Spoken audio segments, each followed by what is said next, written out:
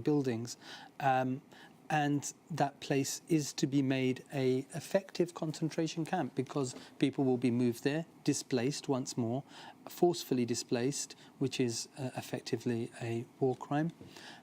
And then from there, the state of Israel has said that it will seek to move them out of Gaza.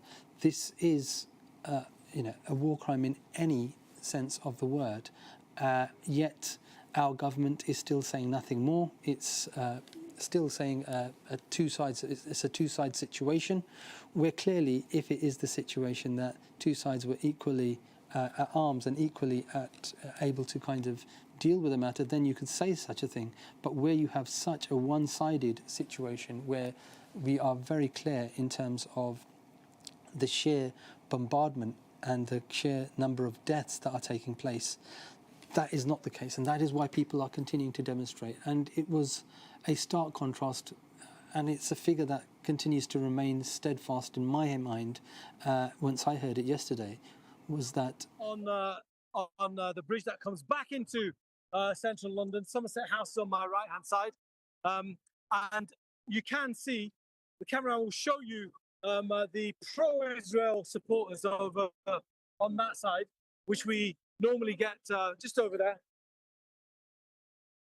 So they're obviously out in force. They have this big blaring speaker. Sorry, they have this big blaring speaker, Wasif, which means they make more noise than their numbers would otherwise suggest. I would say normally there's about 50 to 100 stragglers, and it's probably the same again. We'll just walk over there and get a better view of them.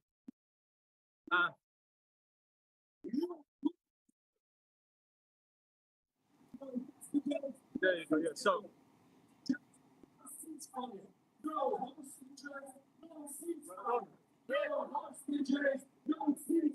But hey.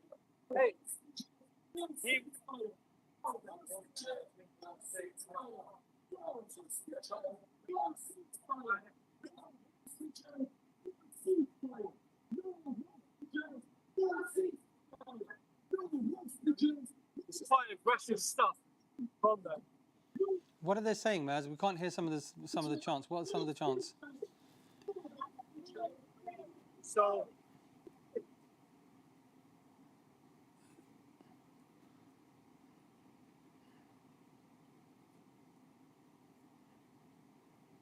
it's about 100 facts. Maybe that.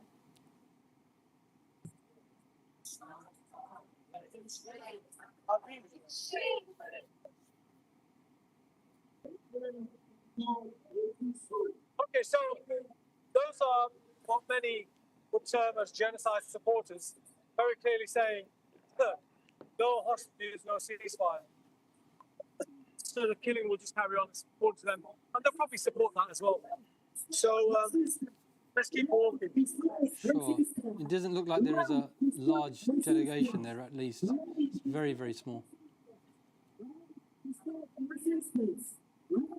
So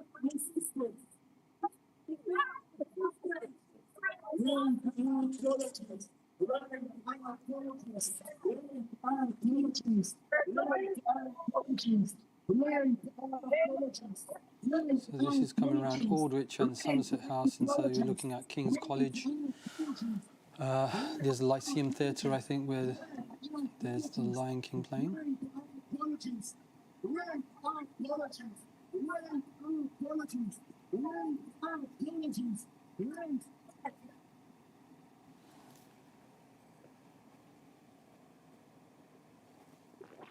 One thing that was very noticeable there, I thought, was the fact that we had, and not just the police, but a number of the Palestine demonstrators themselves and the organisers creating a buffer. You heard some of those pro-Israel supporting Jews. Now let's speak to some actual Jews who's got a lovely sign over here. Madam, Zionist. How are you? Okay. Very well. We heard you speaking against those chants over there. I'm always talking. If I could say a few words? Of course you can. You know, this is terrible. I'm 76 years old. I'm out every day trying to do a little bit for Palestine. My friend is even older than I am, and you know, we will be here doing our best until Palestine is free. That's all I'd like to say. I'm going to keep up with You her. better keep up. Yeah. Yeah. Thank you so much, ma'am.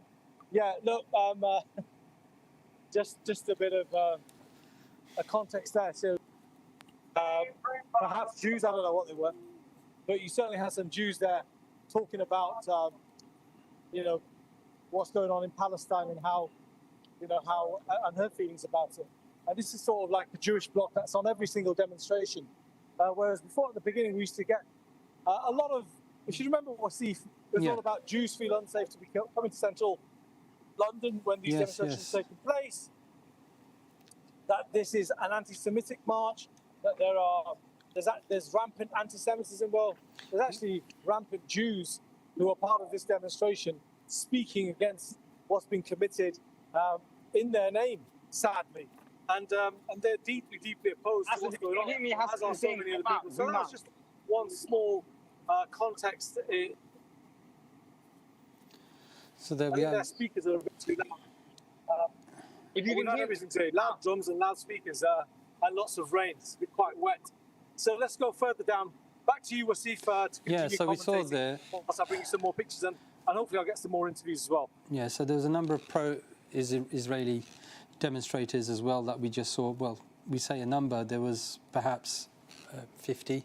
I think we were able to kind of see in one little shot as to how many people there were, loudspeakers blaring. And again, it's not just, when you say pro-Israeli, it's usually as well a lot of pro-Zionists that were on that particular side of the fence. And so it's very important to see the distinction as well between what Maz showed there, the pro-Zionists on one side and the Jews that are saying not in our name. And it's really, really important to keep that distinction between Jews who can have different opinions, as can Muslims, as can a lot of different people, but certainly in relation to this particular area of the world and this particular area of what is going on, we have noticed quite strongly, especially the number of young Jews that are now taking up support for the Palestinian cause. And that, again, for those that are on this demonstration is going to be encouraging to see, because they can see that it's not, well, effectively saying Zionism is not in our name, Zionism is not for us. And that is a really important statement that is being made, because it is the political effects of how you are politicizing a religion over and towards a singular land. That is an important point that is being made. And again, these are all issues that get played out with regards to when people make that stand and say, I'm going to walk on this march, or I'm going to speak out against these particular atrocities that I'm seeing on the TV every day. So we got varied opinion again from two different sides there. At least we got to see one side and we heard from the other as well. Maz is obviously now moving towards the main area where the speeches are going to take place. We were, I believe, at Somerset House the last time we looked, and if you recall, the march itself started all the way from Embankment, so it must be winding quite heavily around, and it should be coming to where it needs to settle in order for when the speeches are going to take place. Again, it is sheer numbers, even though the weather has been quite atrocious. The weather has got a little bit better now, but the numbers again of people that have attended on this demonstration beggars belief. I mean, you could easily have had some of the largest demonstrations we've ever seen in this country that have taken place in these last 22 months since this effective genocide has taken place. And we say that on the basis of credible evidence in relation to statements that have been made from the Israeli government, the ICJ's ruling in relation to a plausible effective genocide being there, and so many other genocide writers and academics that have said, actually, when we've looked at this particular situation, we consider it to be a genocide. And so that isn't just the average Joe saying it. It's the people that have studied these things from history and have said so. And then there is the breaking of international law that we've seen as well. All of these people that are on this march and demonstration have seen it themselves, and they've said enough is enough, we need to do something. And right now, the most that they can do is be on the streets and voice their displeasure at what the government has put forward as policies on the Israel and Palestine conflict and its relations with Israel specifically. One of the main placards that we see is "Stop Arming Israel." And again, this deals with the issue of F-35 fighters, reconnaissance missions from Cyprus that the UK has undertaken, all on the behest of the Israeli government and in contract with the Israeli government for its provision. This again at a time when we know that the Israeli government has made clear statements in relation to concentration camps being put in place in relation to Rafah. We've seen the number of people that have been displaced. We've seen the queues of food, people just being killed in queues of food, queuing up. We know, again, there was a statement that said where children were queuing up for some water, that they recognised they had killed these children. Again, the Israelis calling it a tactical mistake of some kind, but then we've also know of the fact that when you look at all of this accumulated, you get to that figure yesterday, which again I cannot stop emphasising enough because it's so powerful. So powerful that when you say 28 children have been killed every day since the start of this genocide, since the start of this war, it gives you a real sense. That's one classroom full of children every day being massacred, being murdered, and not just dying, in a natural way. These are kids being killed in the most horrific way, bombed to bits. And these are now we can see now live images here from Gaza as well. Again, this is the border between Gaza and Israel. And again, you've had a recent interview, I think it was, between Piers Morgan and one of the leaders within the Israeli settlement. And we saw how she showed no remorse whatsoever in relation to the number of Palestinian children killed. That kind of mentality, where are we as a UK government? If effectively we were to ask this question of the UK government, where have we got to where we cannot distinguish between what is humane and what is not humane, where we cannot see that the people we are making contracts with and deals with do not recognise another people as human. They don't. We can see this in relation to the statements that have been made on Amalek and all these other areas. Yet we continue to make business deals. We continue to negotiate on terms that effectively put money in our pocket as long as we don't see what's on the other side. We have companies that continue to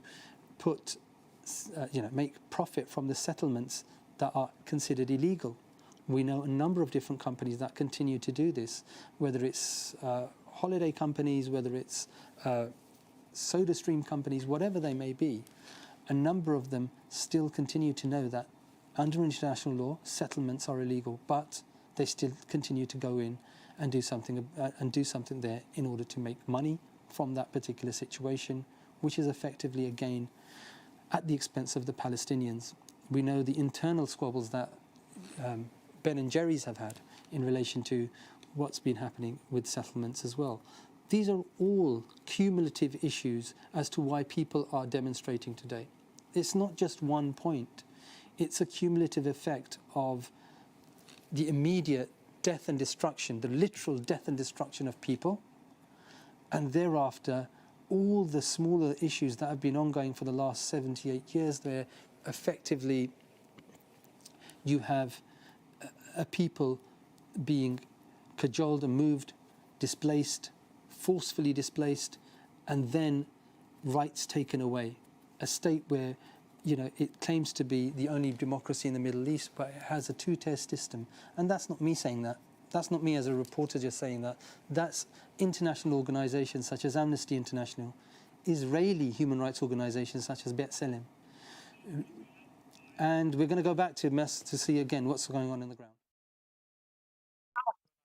Yeah, hi. Now you can see behind me is Trafalgar Square. Sorry, I'm knocking people with my umbrella. My apologies. And be careful not to get down for assault. We've got people from all the way from Liverpool, Scousers. Scousers for Palestine! Yeah, Scousers for Palestine. What is it about Scousers and their stance for justice?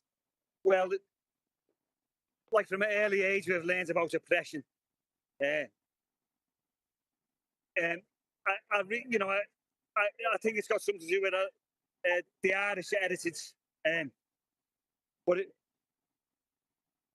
most people in Liverpool will always stand up for the victim and fight against injustice. It seems Liverpool's got a unique take on, especially the working class in Liverpool, about what it's like to live in oppressive conditions and to be battered by the state. Obviously, nothing like it's been for.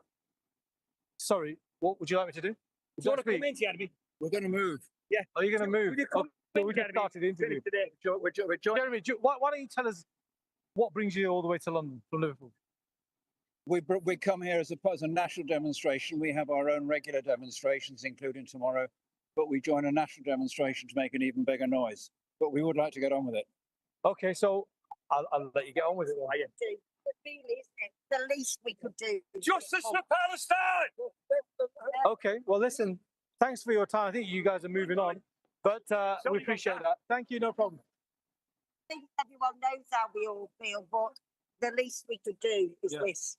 Well done, anyhow. No problem. Have a safe journey. And you. Bye-bye. Okay, so that was a view from some Scousers in Liverpool. And I'll pass it back to you in the studio. Yeah, I mean, you looked at the Scousers there. I suppose Liverpool is a really interesting area. We know justice for the 97, effectively, we had that in relation to the Hillsborough disaster. I mean, Liverpool is a city that's quite unique. You won't find copies of The Sun necessarily walking around, in your local shops there, or at least there'll be copies there, but no one will be buying them, simply because there was a big boycott in relation to that particular newspaper and how it reported on the Hillsborough disaster and everything that happened in the aftermath thereafter. And so there is a strong solidarity in that city in relation to revolutionary acts, but also in relation to solidarity where justice is sought and where justice is felt for its people. And there was the connection as well with Ireland. Again, we know that the Irish people have been very, very vocal in relation to how they have stood firm with the Palestinian people. And you can see it in terms of a country that had been ruled for hundreds of years, centuries, in relation to British rule, and it saw the effects. I mean, the most obvious one and the biggest one was the potato famine in Ireland, which killed over 1 million people.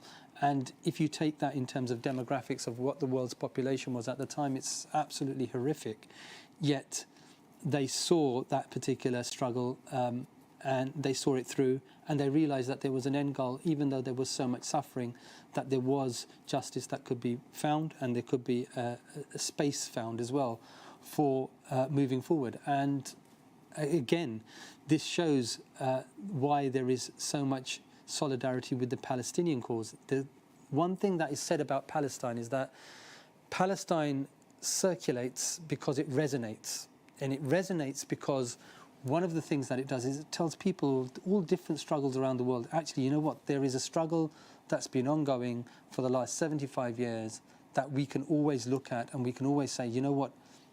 That is something I see within my own struggle, or struggles in the past that have taken place, such as with South Africa, such as with Ireland, where people see it and they say, yes, it resonates with me, and so therefore I must let it circulate because of what I have suffered as a South African, what I have suffered as an Irish person, what I have suffered as someone in Amritsar in India, or I have suffered anywhere under colonial rule or colonial dictatorship. And that is the point. It is seen as a colonial dictatorship, as a colonial power, as a settler colonial state.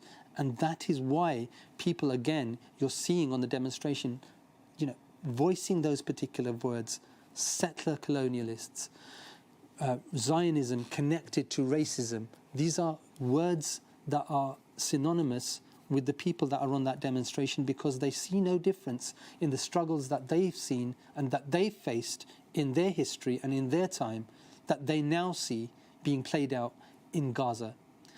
And it's not just Gaza, it's the whole of that particular land, the occupied territories of Palestine, that we see this happening.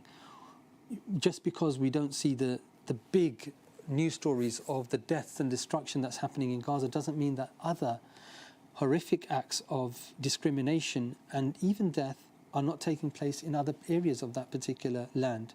In the West Bank, we've seen, again, an increased presence. If you look at the West Bank, we think, oh, you know what, there's a block of land here and there's a block of land there that should be Palestinian. But we know what's happening on the block of land on the left side of that particular area, which is the Gaza Strip. We know what's happening there because it's been a live stream genocide, effectively. But what's happening in the West Bank itself, you think that that's one block. It isn't. It's been separated and split up in so many different ways because of illegal settlements that are taking place over there. So you look at a map and you think, oh, this should be one whole block where it's a solid Palestinian base. No. Effectively, each of those areas have been cut off, made effectively destitute areas in their own way. And these are what we are having to also explain. But at least one of the things that is coming out of these demonstrations, one of the things that is coming out of this eye on Gaza and eye on the Palestinian peoples, is the actual injustice that's taking place on the ground in relation to not only the immediate death and destruction and killing of these people, but also the injustice in just the understanding of the rule of law. And this is one mirror that really needs to be put up to the West.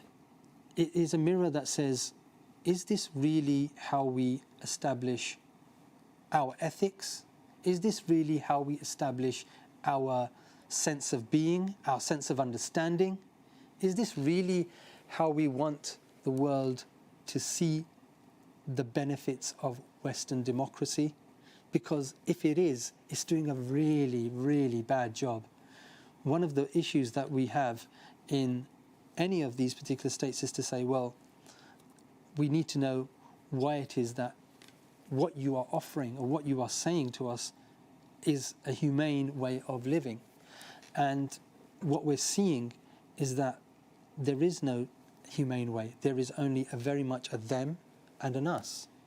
And that, is what really is quite frightening, because the rule of law itself has been decimated.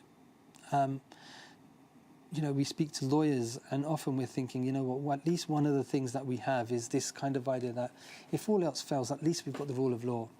And the rule of law really seems to have let a lot of people down, especially in this country now as well.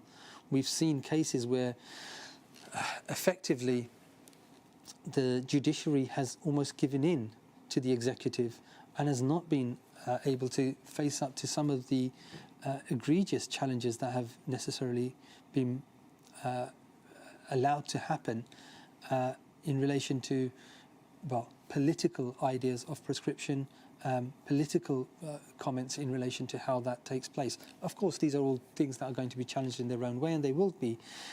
But if we are only ever paying lip service to these things, then you're going to get demonstrations like you get today. You're going to continue to have those particular issues because you're not solving the fundamental issue. And the fundamental issue is that we need to be able to uphold proper rule of law in a fair and just way. It can't be one rule for them and one rule for us.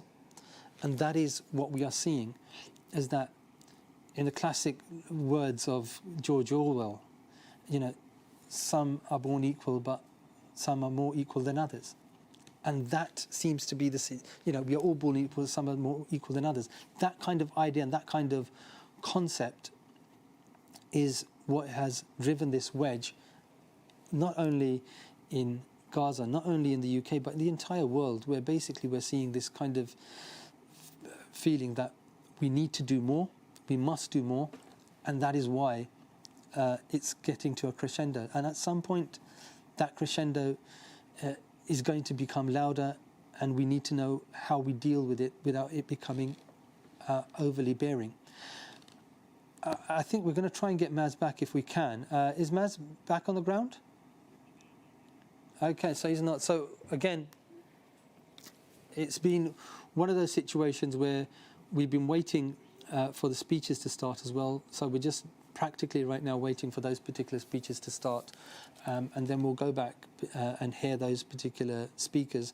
Some of the speakers that are on the stage today include Ben Jamal. They include the Friends of Al-Aqsa. We've got a number of different people that are still on there. That's not to say there isn't friction. We know that there's still friction within some of the pro-Palestinian camps, people that want to do more direct action as opposed to those that want to do less, and that's fine as well. There is a space for both of those particular areas, I suppose. But we know that, for example, actors such as Loki are not on the stage at these particular demonstrations, and a lot of people have said, why not? Why don't we have people such as that to come on? And that sense of difference is important, but it doesn't take away from the fact that they all believe in one and the same thing, which is that the Palestinian people need to be saved from this particular horror show that is taking place as a result of what we, as the British public, are putting our hands in our pockets for in terms of our taxes and giving towards effectively weapons that are killing kids, weapons that are killing women, weapons that are killing men. 28 children every day for the last 22 months. How many 28 children can you see killed in a space that, let's be very frank, this space is not even bigger than London. This is not even the size of London. Yeah, you've got a space that fills from maybe the east end of London all the way down to the southeast of London. That's how big it is. It certainly doesn't have a population the size of London. Yet, imagine if in London every day we heard that 28 children were being killed for the last 22 months. It beggars belief. It absolutely beggars belief that we would not get up and do something about it. We've heard, again, going back to some of the interviews that Maz has done, and his amazing interviews that he's managed to get today, because it wasn't just the case of getting some of the big names, such as Ishmael and Ben Jamal and others. It was from the MAB as well, I noted. But it was also the fact that he got people from all walks of life and also from all over the world. We had a speaker from Birmingham, yes. We had a speaker from New Zealand. We had someone from Belgium. We had someone from Australia. As far afield as there, people coming down. The person from Belgium was actually on holiday and decided that actually, you know what, while I'm here, I'm going to go on this particular march. Such is the feeling of people wanting to show their solidarity, but also their disgust at what is a British Prime Minister, because the chants were clear. Keir Starmer, we charge you with genocide. That's what the chants were on that particular march. So clear for a Prime Minister that was a human rights lawyer, that on another time in history, in the past, was effectively, we know that there's now prescribed groups and organisations, he would have been on that particular side, defending at that particular point when that case was going through the courts. So this is the kind of egregious situation that we've got, and why people feel so strongly. We know already the chants against Netanyahu. The chants against Netanyahu were very clear, but then there is law to back that up. Effectively, the ICC, an organisation that the UK government has signed up to, and which it should follow through on in terms of rules, should arrest Mr. Netanyahu should he ever land in this particular country. That is very clear in terms of why the group and organisation, in terms of people on the ground, are shouting for him to be charged with genocide. But your own Prime Minister, because of what he has been involved in, makes it even more dramatic. Some of the speeches are not just about a political point of view. Some of the speeches are through art, poetry. We know a number of different organisations. I mean, I went to an event once, I think it was Nijm Sports, it was an event with them. And I remember going to this event and seeing an artist, giving an artist a speech and a poem in relation to Gaza. And I think that art has been very, very important in relation to showing the importance of getting the message across. We've already seen the images, but evoking the right feelings for people to be able to act, that has been something that artists have been able to do quite a lot. And we'll see that again on today's demonstration in relation to people that are undertaking demonstrations and protests in different forms and different formats. So we will be going to a short advert, and we will be back after that. And thank you.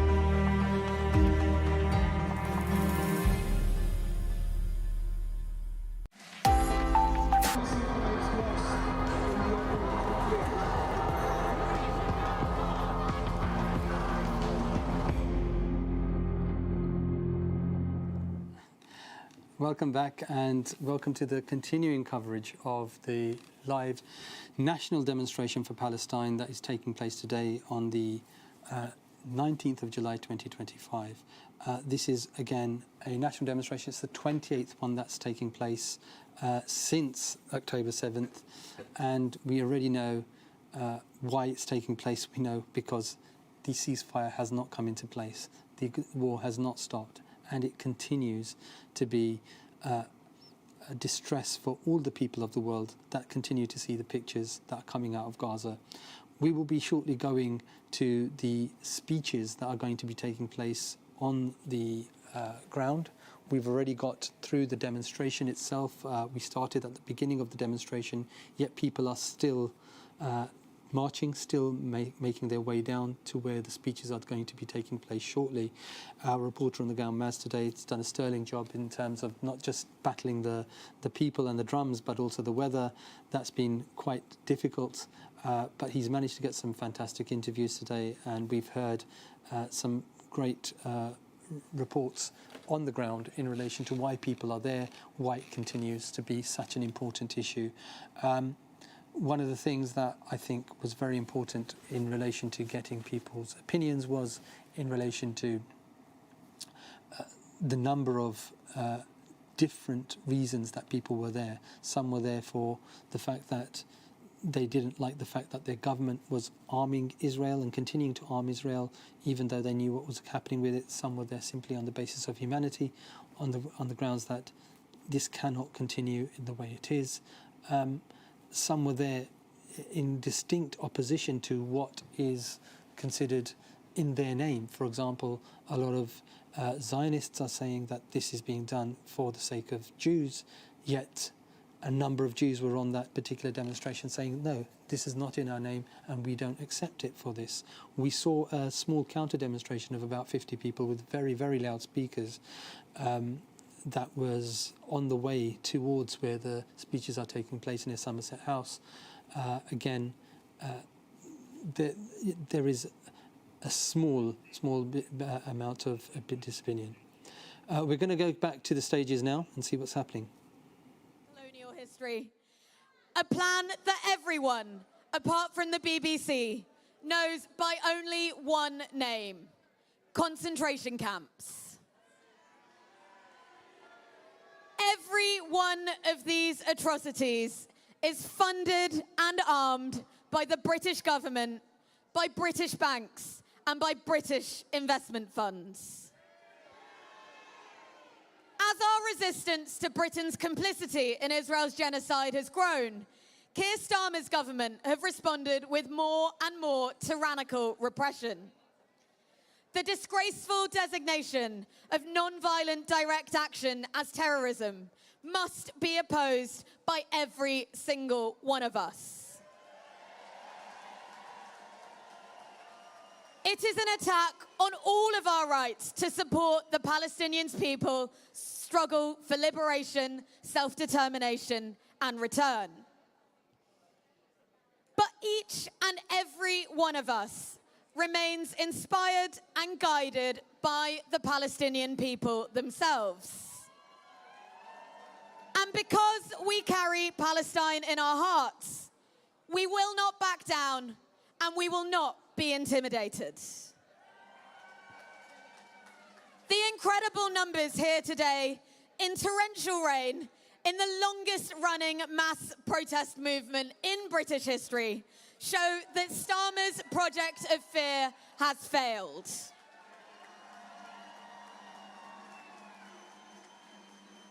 He wants to stop us talking about Palestine. He wants to scare us out of solidarity with the just and legitimate resistance of the Palestinian people against their erasure. But we will never give him what he wants. We will keep going. We will keep marching. We will keep organizing. We will keep picketing. We will keep boycotting. We will keep disrupting. And we will keep the flame of Palestinian liberation alive. They are turning to repression because they know that they are losing.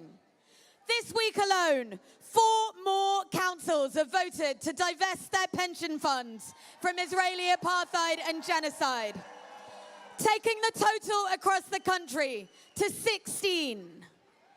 The Co-op has become the first major supermarket chain to commit to not stocking Israeli goods. And Unite, the second largest trade union in this country, has voted overwhelmingly to support workers in the arms industry who refuse to handle weapons for Israel. These are historic victories.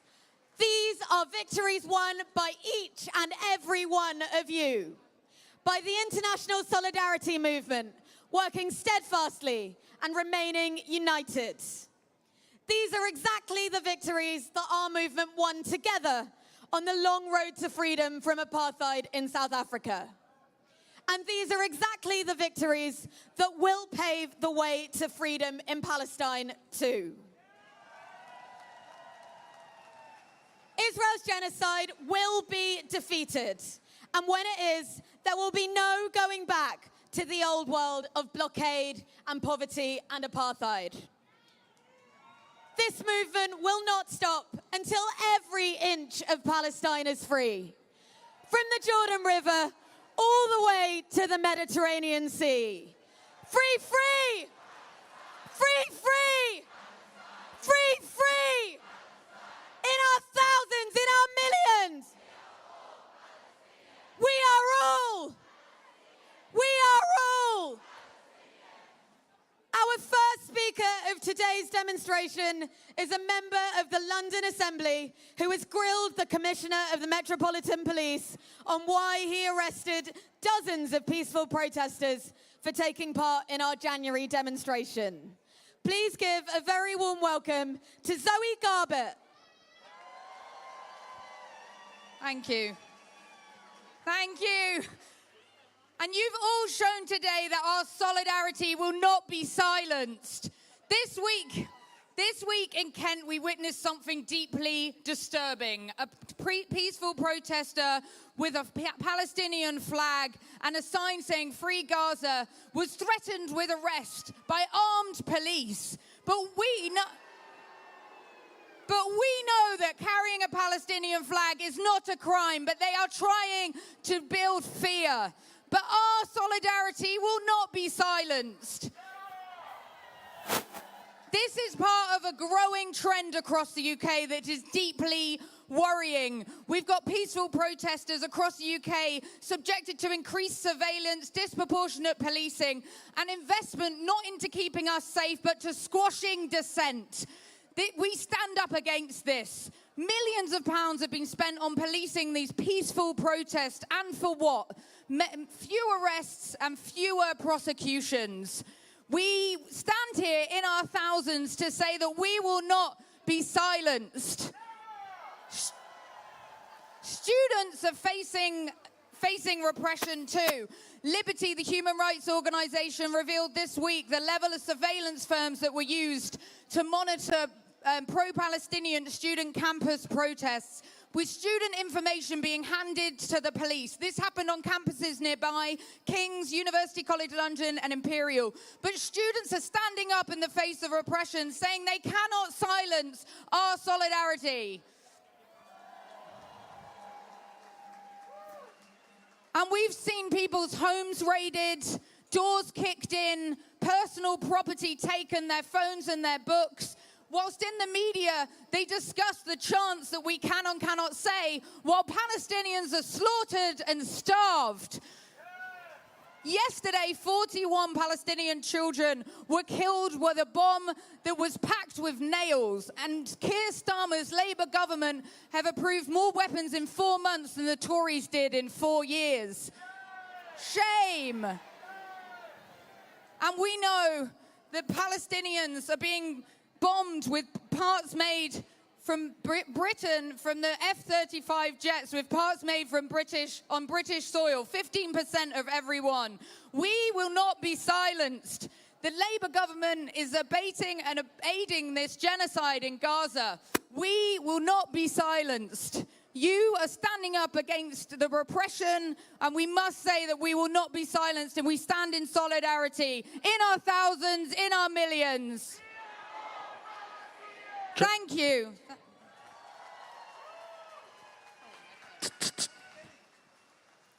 Thank you very much indeed, Zoe, and thanks for all your work in our cause. It's a great honour now to welcome the Palestinian ambassador to the UK. Please give a very warm welcome to Hussam Zomlot.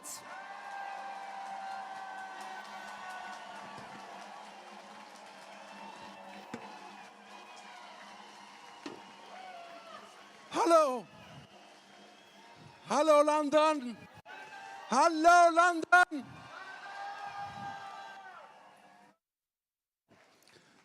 Friends, companions, thank you. So many people here again today. Amazing. It is absolutely incredible to think that for nearly 2 years, for over 650 days, you have come out in your hundreds,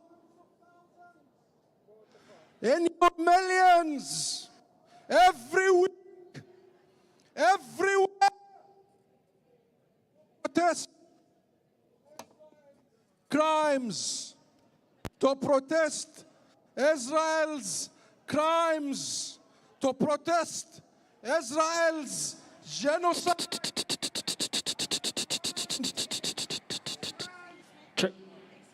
I think we have an issue with the voice here.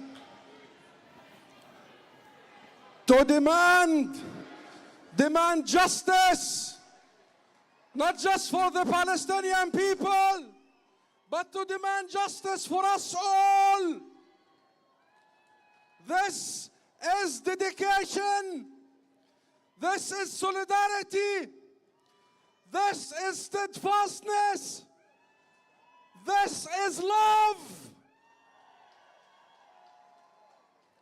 But friends, the flip side of your incredible show of moral courage is that Israel's sponsors have been equally dedicated. Governments who claim moral authority, companies that profit off our blood and our lives, the media that tries to silence our stories and hide Israel's crimes, they have been dedicated to wholesale destruction of more than 90% of Gaza. Dedicated to deliberate targeting of hospitals, of schools, of universities, of mosques, of churches. Just on Wednesday, Israel bombed the Catholic Church, killing 3 Palestinians and wounding 9, including the priest of that ancient, historic church. Israel supporters have enabled a mass slaughter of more than 60,000 men, women, and children. Israel supporters are dedicated to Israel's war crimes and genocide, dedicated to silencing those who would criticize and protest, those who would take action. Israel has killed an average of 26 children every single day for the last 22 months. 26 children every single day slain by Israel every single day. 22 months. every single day. An entire classroom. Try to picture that when you take your children to school next. Try to imagine that every day another classroom has been wiped out. Picture the parents, feel their parents grieving, pain. Picture Nouri, Iman Nouri. Israel killed her two sons, Omar, 9 years, and Amir, 5 years old, on the 10th of July, just 10 days ago, while they were waiting outside a health clinic in Deir al-Balah. Siraj, just a toddler, was critically injured and lost an eye. Consider Iman's anguish, Iman's pain, Iman's grief, and multiply that by 1 million parents in Gaza, by almost 2 million parents in the West Bank, by the millions of Palestinian parents worldwide. Today, the number and the murder, we have got to a point of children has become normalized. Today, killing, murdering, slaying people seeking aid, starving people seeking food, killing those people is no longer newsworthy. Today, a deliberate famine imposed on 2 million people barely merits mention.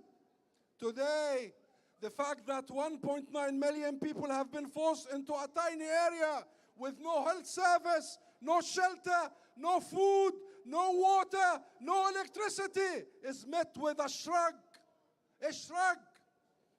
The genocidal rhetoric of Israeli leaders, politicians, officials, soldiers, and media barely raises an eyebrow. Israel has done it, my friends.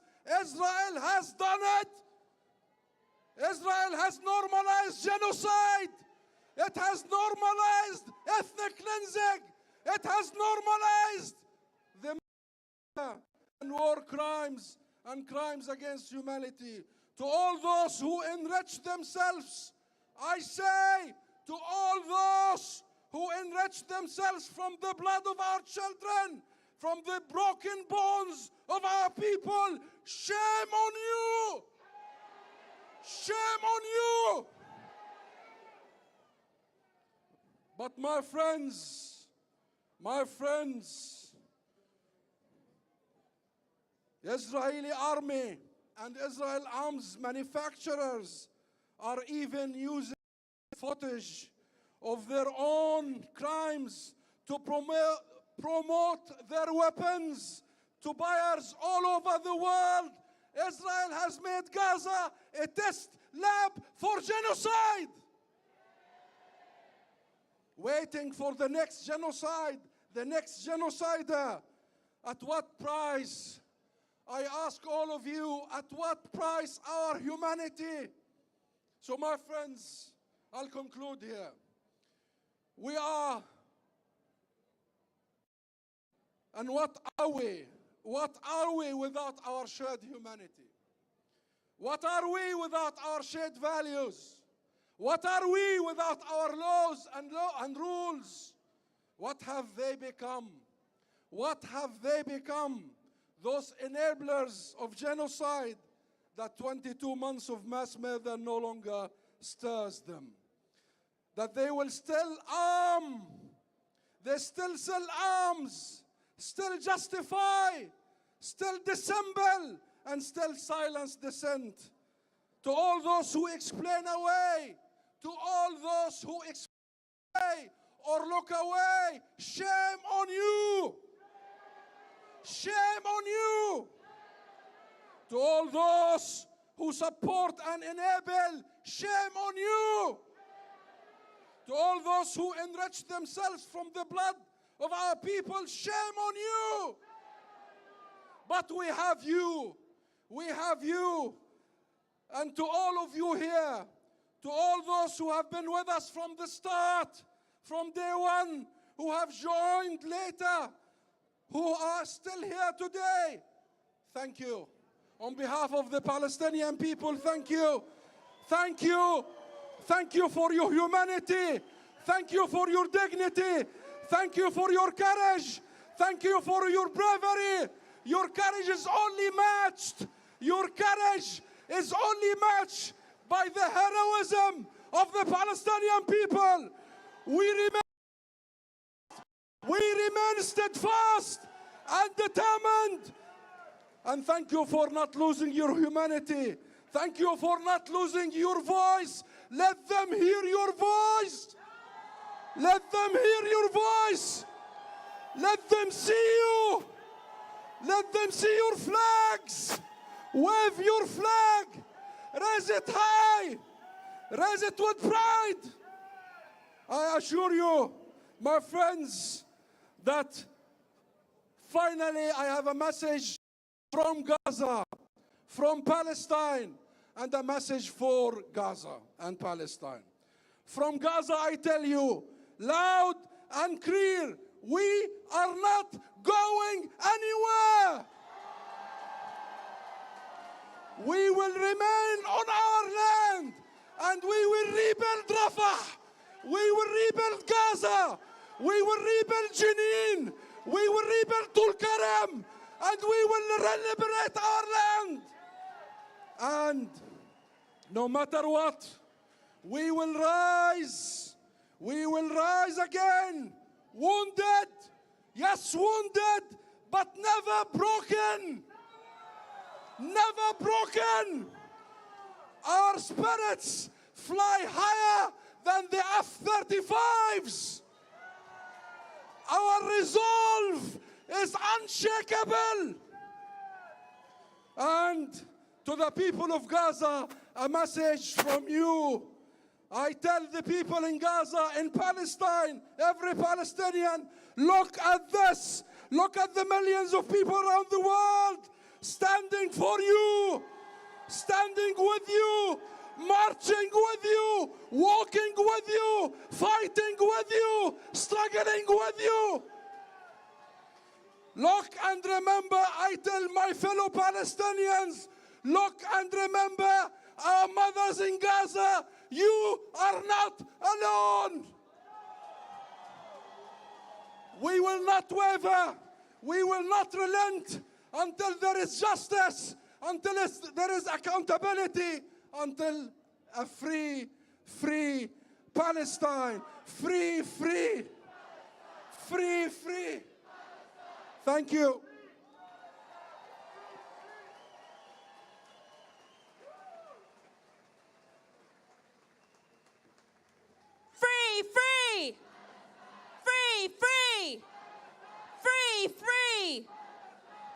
Free. From the river to the sea. From the river to the sea. From the river to the sea. Our next speaker is here from Palestinian families, representing the families of those facing the brutal reality of Israel's genocide every day. Please give a very warm welcome to Ahmed Bakr.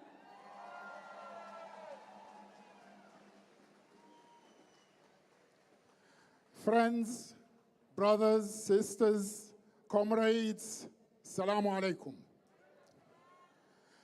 As a Palestinian, as a British citizen, as a nurse, I stand here today with pain piercing through my heart.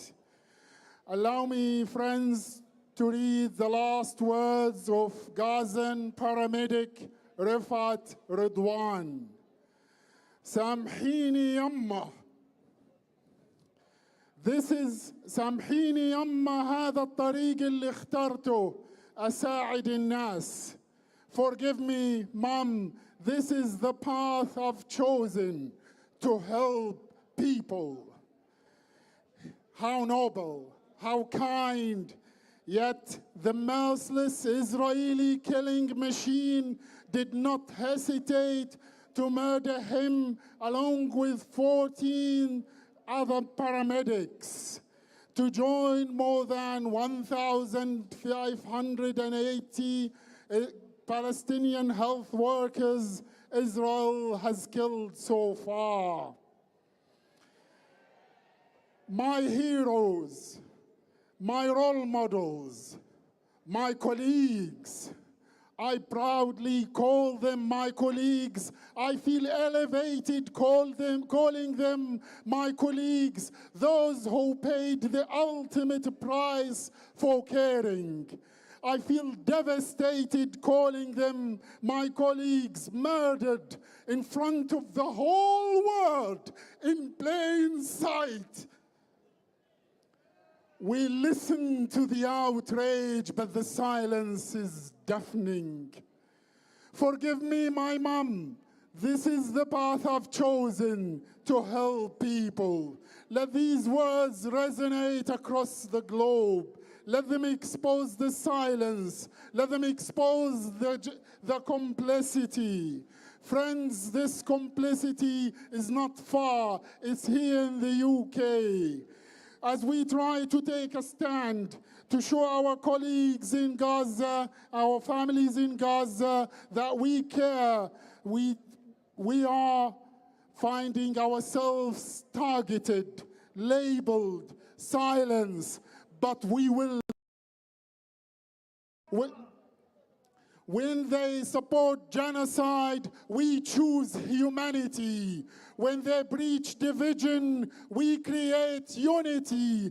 When they demand silence, we stand in solidarity. They made the impossible real, what we thought never again. They made it real, a live stream genocide, and they demand that we can't even oppose it. They made that real. But friends, if they can make the impossible real, so can we. Soon there will be justice for the victim. We will see Netanyahu in The Hague, and there will be a free Palestine. سامحيني يما، هذا الطريق اللي اخترته أساعد الناس. My role model, my hero, him and all the health workers in Gaza. And so 3 of us NHS workers have decided to take legal actions because we refuse to be silenced. We refuse to be complicit. Arash, a Jewish Dr. Arash, to say Jews stand against genocide, not in my name. A Bahraini Dr. Sarah to say the complicity of the Arab states, not in my name. And myself, a Palestinian nurse, to say I have every right to say my name. My name is Ahmed and I am a Palestinian.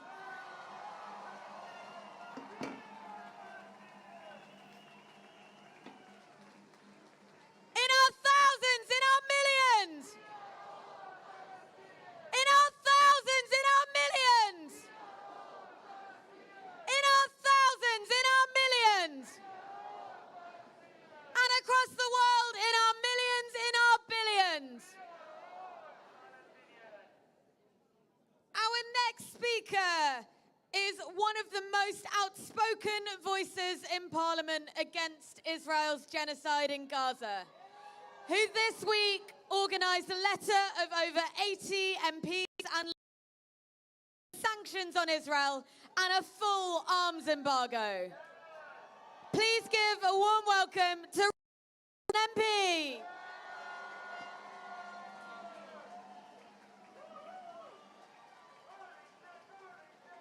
I want to start by saying thank you.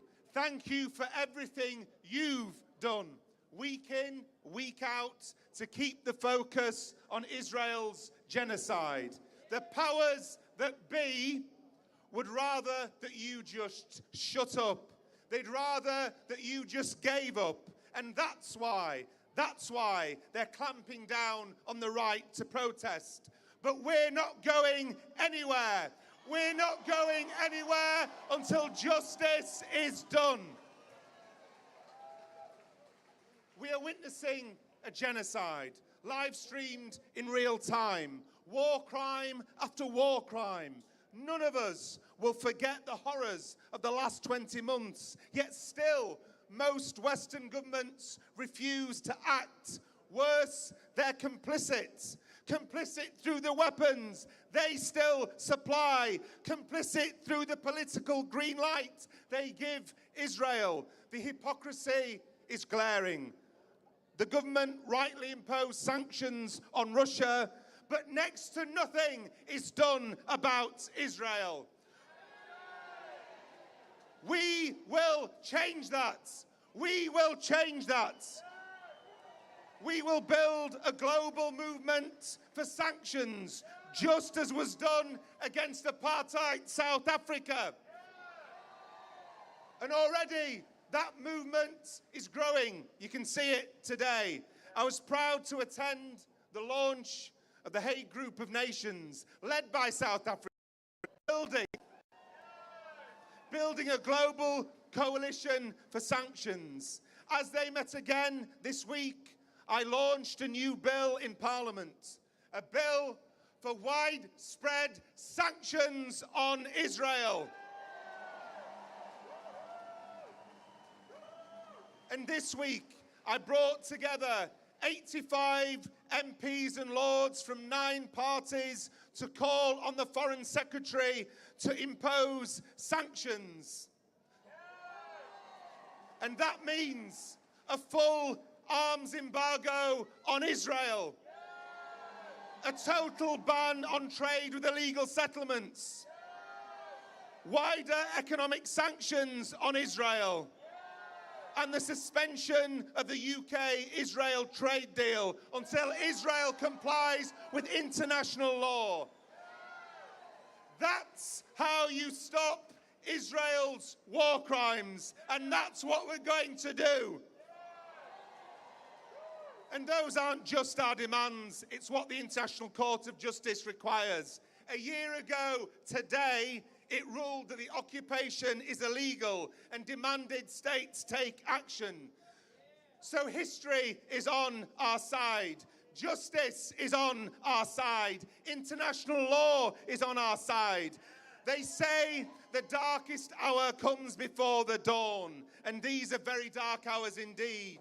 But with everything you are doing, and with what good people around the world are doing, that dawn will soon come. We will secure a free Palestine. Free, free. Free, free. Free, free. Solidarity. Thank you very much, Richard. Thank you for everything you do in Parliament and standing up to say, stop arming Israel! Stop arming Israel! Stop arming Israel! Stop arming Israel! And so, friends, to welcome together our next speaker, the Palestinian journalist and actor Ahmed Eldin. A big welcome. Brothers and sisters, they say it's terrorism to use violence to secure a political outcome. So as a journalist, I have a few questions for you. Who is it that is brutally using violence to achieve a political outcome? A group that spray paints on a weapons factory, or the state that bombs civilians, children, and mothers to death to steal land? Here's another question. Do you believe Israel is a terrorist state? Then why is the British government, the US government, EU governments, and yes, Arab governments supporting a terror state committing genocide? Israel is mass murdering children every single day. In fact, over the last 2 years, Israel has killed an average of 28 children every day in Gaza. And that's according to UNICEF, not Hamas. Is this what we call civilized here in Britain? And your government, as you know, is not just silent, it's complicit. The UK is arming Israel. It's flying surveillance planes, it's training Israeli soldiers. And across the channel, not much better. The European Union is as guilty. In fact, just yesterday, the German Chancellor called Israel's actions in Gaza, quote, no longer acceptable. Yet Germany, which is Israel's second biggest arms supplier, is still sending weapons. In 2024, the EU became Israel's biggest trading partner, making up 32% of Israel's exports. And I have a question. What have they done with that leverage? Do you know why? Because they're too busy dehumanizing Palestinians. They're too busy ethnically cleansing through enabling Israel's policies. They're too busy profiting off of genocide, putting profits over people. And do you know how Israel's stock market is doing? Every time the bombs drop, the defense stocks rise. Now, let me tell you what they did to my friend Francesca Albanese, the UN Special Rapporteur. Last week, the US government sanctioned her. The same week, they welcomed Netanyahu with a red carpet and applause in Congress. Why did they do that? Because she did her job, because she documented the genocide, because she held up a mirror and they couldn't stand to look at themselves. But are you gonna look away? We're here today to remind the governments of the world of their legal obligations to prevent and stop this genocide. Massacring children is not self-defense. Bombing hospitals is not self-defense. Starving 2 million people is not self-defense. So, friends, comrades, to my black friends, to my Jewish friends, to my queer friends, to my Asian friends, can I hear you? I want to remind you, friends, that solidarity is not a sentiment, it's a commitment. It is a choice, it is a moral obligation to stand with the oppressed, even when it costs you. So I ask you, are you willing to carry even a fraction of a risk that Palestinians carry every single day? You know, they can't jail us all. They cannot silence us all. So when they come for Francesca, we must all show up. Show up in the streets, show up with legal support, show up with your money, your voice, your time, because that's how we build pressure, real pressure, apartheid or empire to survive. Now, after me, I will do all I can to make Israel stop killing Palestinian children. Israel, Israel, you can't hide. We charge you with genocide. Free your mind, free Palestine. Thank you very much.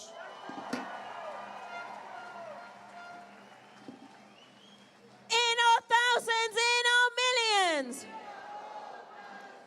In our thousands, in our millions. In our thousands, in our millions. In our thousands, in our millions.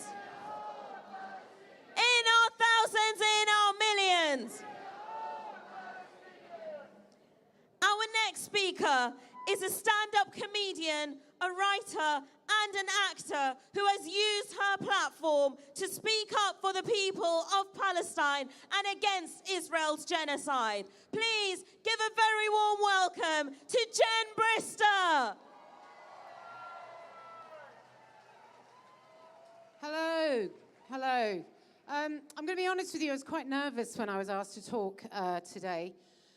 I think it's hard to know what a stand-up comedian can add to the now resounding and deafening calls from millions of people around the globe to immediately end this horrific genocide. So, what to say that hasn't been said before? I suppose today I could speak to you of my deep shame at our so-called Labour government's complicity and sanction of endless war crimes being enacted in our name in Gaza for the last 20 months. I could talk to you about my rage at legacy media's reductive and more often absent reporting of any of Israel's war crimes. The constant gaslighting from the BBC, their refusal to air not one, but 2 films documenting Israel's genocidal acts. The endless whataboutery and the dehumanization of Palestinians as terrorists and collateral damage. I could tell you of the countless nights I've lain awake.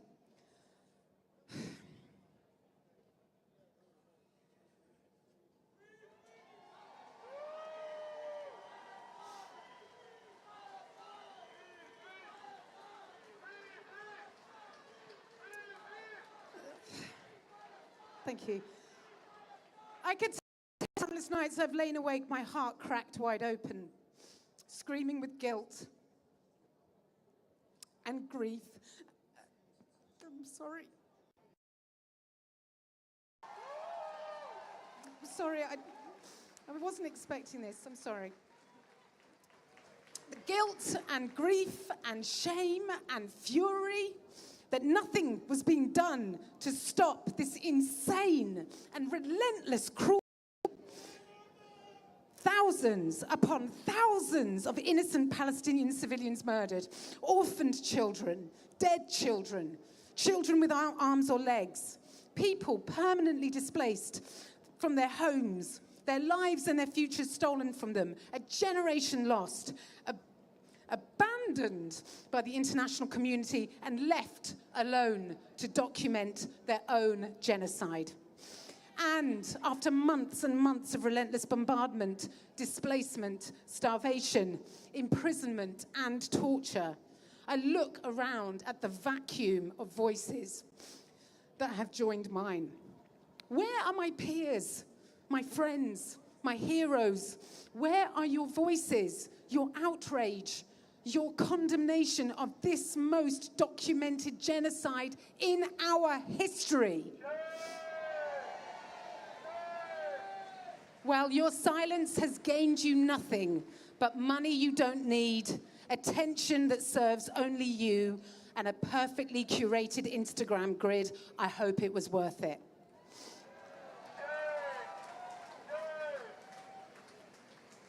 But truthfully, I don't want to talk about the people who have said nothing.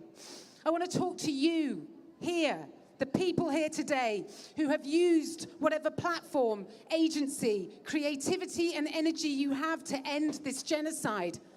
I feel lucky, not just to live in safety and peace and comfort, but also to have met so many incredibly brave, kind, empathetic, and relentlessly determined people.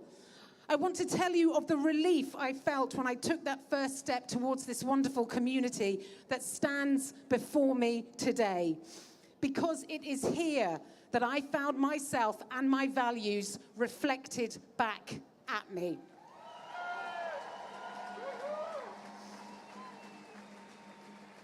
I want to tell you how I sought out people just like you, how we messaged each other, cried together, grieved together, screamed together, became strong together, became whole together, became a force together, became unstoppable together, and will become this government's reckoning together.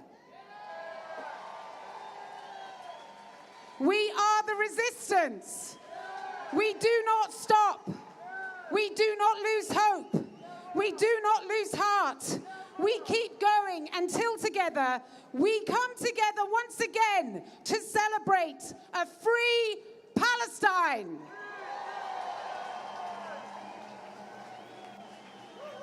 Free, free! Free, free! From the river to the sea! From the river to the sea! And from the sea to the river! From the sea to the river! Our next speaker is here today representing Friends of Al-Aqsa, one of the co-organisers of today's rally. Please give a warm welcome to Dr. Ismail Patel. Assalamu alaikum.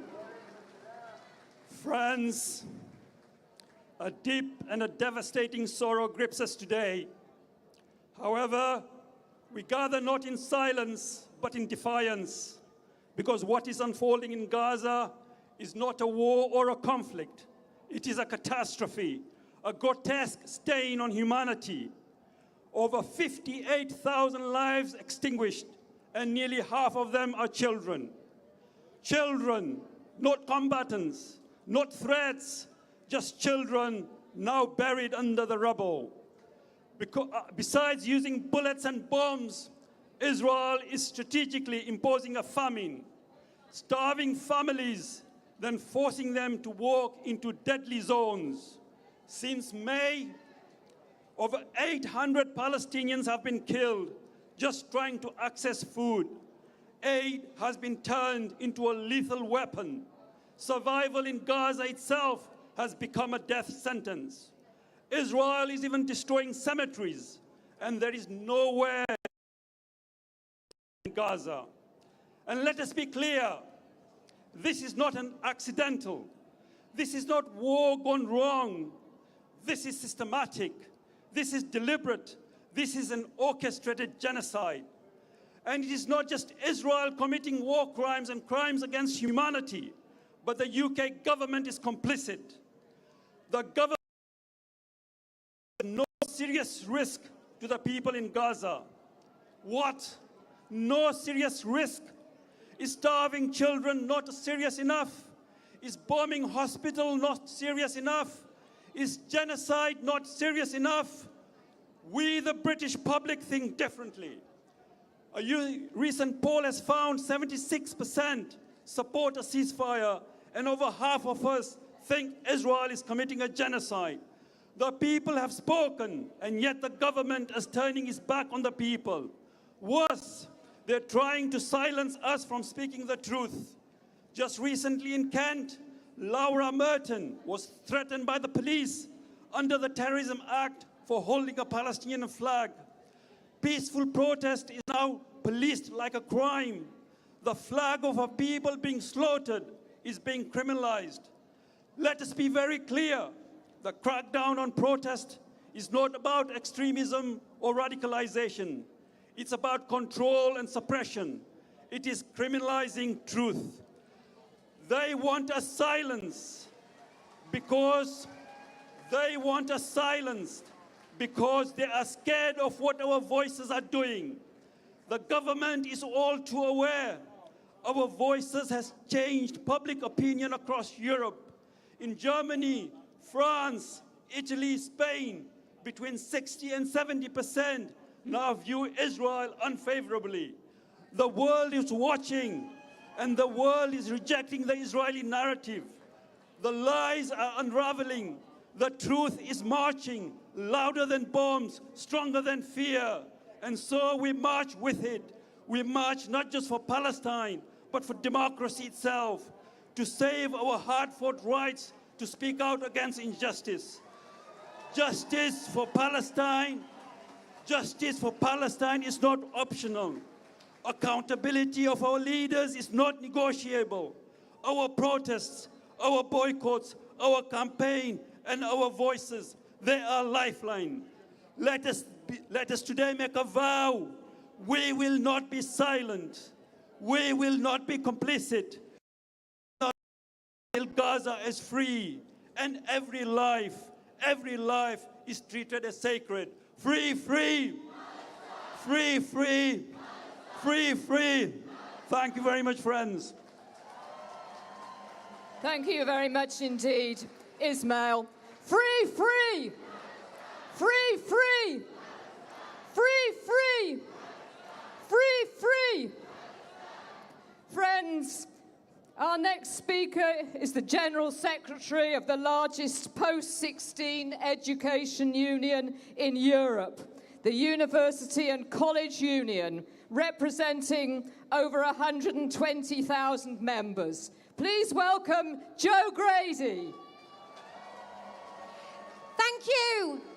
It is a complete honour to be here once again with so many of you, turning out month after month in your hundreds and in your thousands.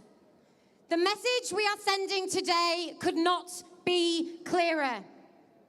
Israel supporters might be determined to shut us down. They might be determined to intimidate us. But no matter how many restrictions are imposed on our marches, no matter how many headlines are distorted, we will not be silenced. We will always stand with the Palestinians, and we must, because the courage and the steadfastness it requires to keep organising, to keep marching, to refuse to be bowed, is nothing compared to the courage and the steadfastness of the Palestinian people. Just look at the sector I speak on behalf of today, education. Almost 2 years into its campaign of extermination, Israel has systematically obliterated every single university in Gaza. It is having Palestinians. It is murdering children for sport. And yet, Palestinians in Gaza refuse to stop learning, to stop teaching, and to stop researching. As we speak, students are learning new skills. They are writing, submitting, and defending their dissertations from tents. What awe-inspiring determination in what is hell on earth. As educators in Gaza put it, we built these universities from tents, and from tents, with the support of our friends, we will rebuild them. It is our duty to create political conditions to enable every single. And I will end on this, friends. That means organising tirelessly to isolate Israel, diplomatically, economically, and militarily. It means ensuring that our politicians who are complicit in this genocide are held to account at the ballot box and in the courts. Let there be no doubt, we will not be silenced, and we will not rest until Palestine is free. Solidarity. From the river to the sea. From the river to the sea. From the river to the sea. And from the sea to the river. From the sea to the river. From the sea to the river. Our next speaker is a British-Australian doctor who has been to Gaza and seen the horrors of Israel's genocide personally, all the while treating the children murdered and maimed by Israeli bombs and bullets. Please give a very warm welcome to Mohammed Mustafa.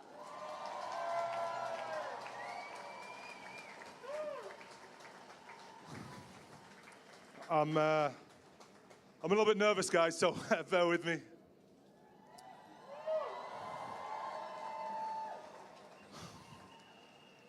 These scrubs that I'm wearing here today are the same scrubs that I wore in Gaza. They carry the blood of the people that I could not save, the women, the children, patients whose names I will never forget. I wear them here because they are no longer here to talk, and somebody must talk for them.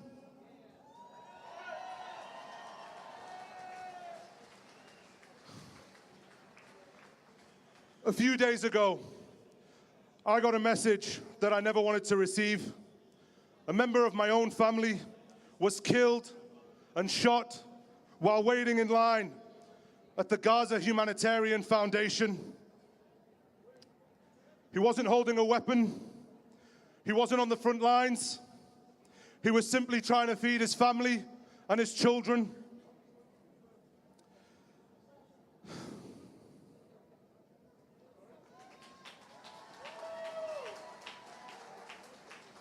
That's the kind of deaths that we're seeing now. Not from bombs, not on the front lines, but in queues for bread and water.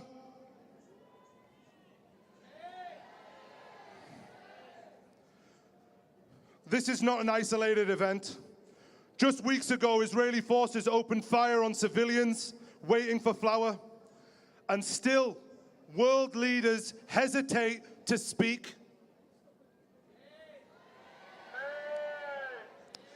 Let me be clear. Starving people and shooting at those who wait for line for food, it's not defense, it's cruelty.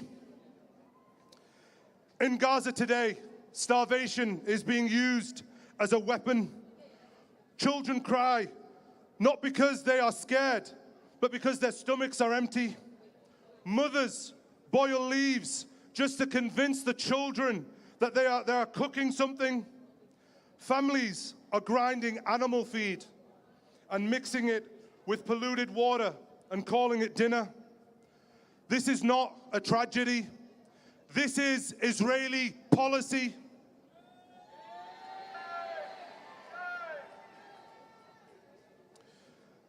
And now I have been denied entry into Gaza, not because of anything I did inside the hospital, but because I've spoken out, because I've told the truth, because I refuse to sanitize the suffering of the people of Gaza.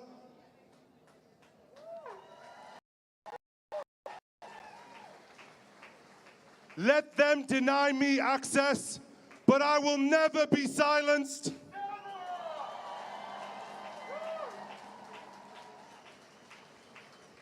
In Gaza, I worked under impossible conditions, without enough supplies, without electricity, without the basic tools that we take for granted. I opened in places, we operated in places for surgery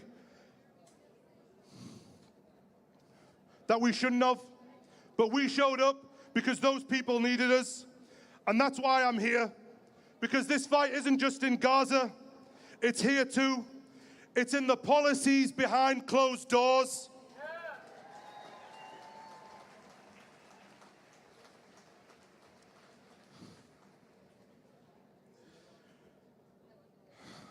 In the silence of officials who pretend not to see, but we see and we speak. This protest, this gathering is not small, it's historic.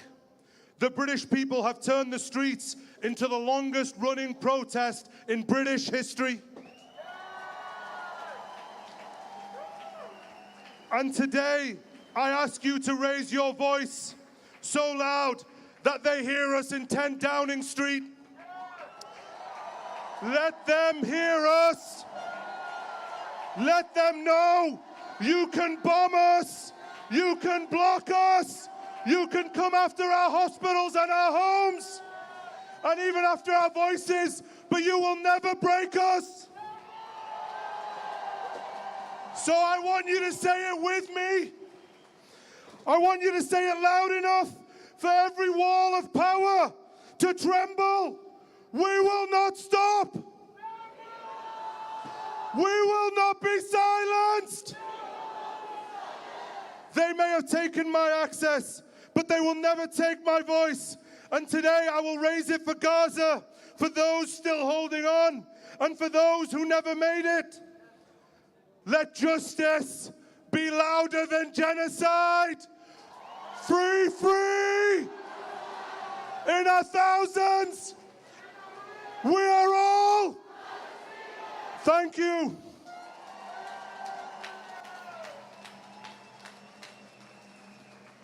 Free, free! Free, free! Free, free! Now, London, it is a huge honour to bring you our first numbers estimate of this demonstration. And I am delighted to say that despite the rain, despite the bad weather, there are at least 80,000 of us on the streets of London.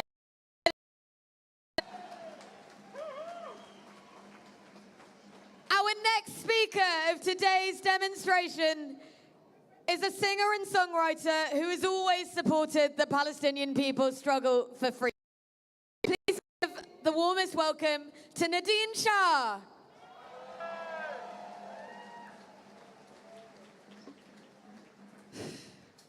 Like everybody here today, I'm here to demand a free Palestine and to fight for basic human rights, but also as a musician and to show my deep solidarity to my peers, the other musicians who, despite the very real threat of being dropped by their management companies, their record labels and festival bills, they continue to take risk and they continue to use their platform to speak out for the people of Palestine. Musicians, historically, we are the agitators.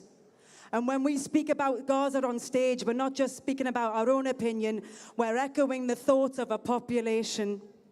We're raising the banner for human rights, for justice, and for the dignity of all people. How there has been more outrage in the news directed at musicians at Glastonbury who speak up for the people of Palestine, and not outrage directed at Israel's daily war crimes. I'll never understand it. Musicians are not the terrorists. Peaceful protesters are not the terrorists. 83-year-old priests are not the terrorists. The ones committing terror are the ones starving a population, the ones targeting medical staff, burning schools, killing children, and the ones who enable them to do so. We're all here today because we refuse to be intimidated into submission. And despite our government's efforts to silence us, we will continue to speak up for the people of Palestine and demand that they, our government, cease all involvement in arming, in funding, in excusing, and in prolonging this genocide. Our government wants us to grow tired. They want to scare us. They want to make us feel helpless and hopeless. But there are thousands and thousands of us here today, and there'll be thousands of us the next time, and the time after that, and the time after that, and the time after that. Do not let the bastards grind you down, and keep fighting for justice. Free Palestine! One, we are the people. Two, we'll all be silent. Three, stop your bombing now, now, now, now!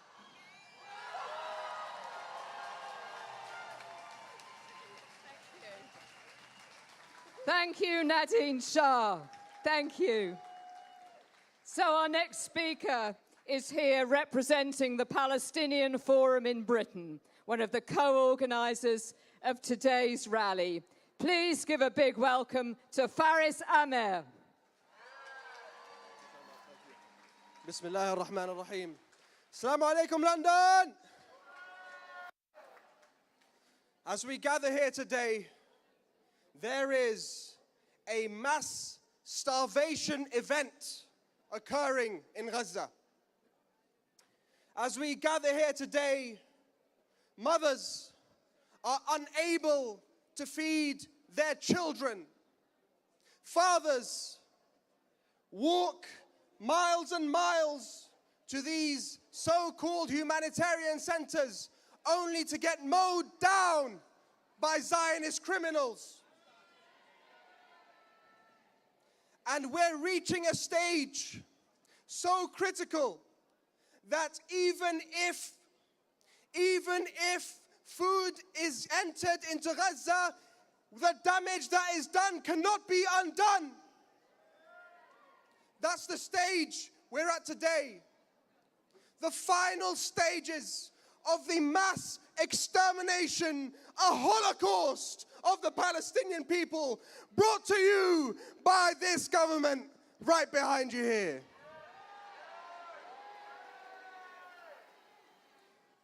How many images have we seen of mangled body parts, and more recently, of children whose skin is hugging their rib cages, and yet they're not moved in 10 Downing Street, they're not moved in Whitehall, they're not moved in Washington, D.C.,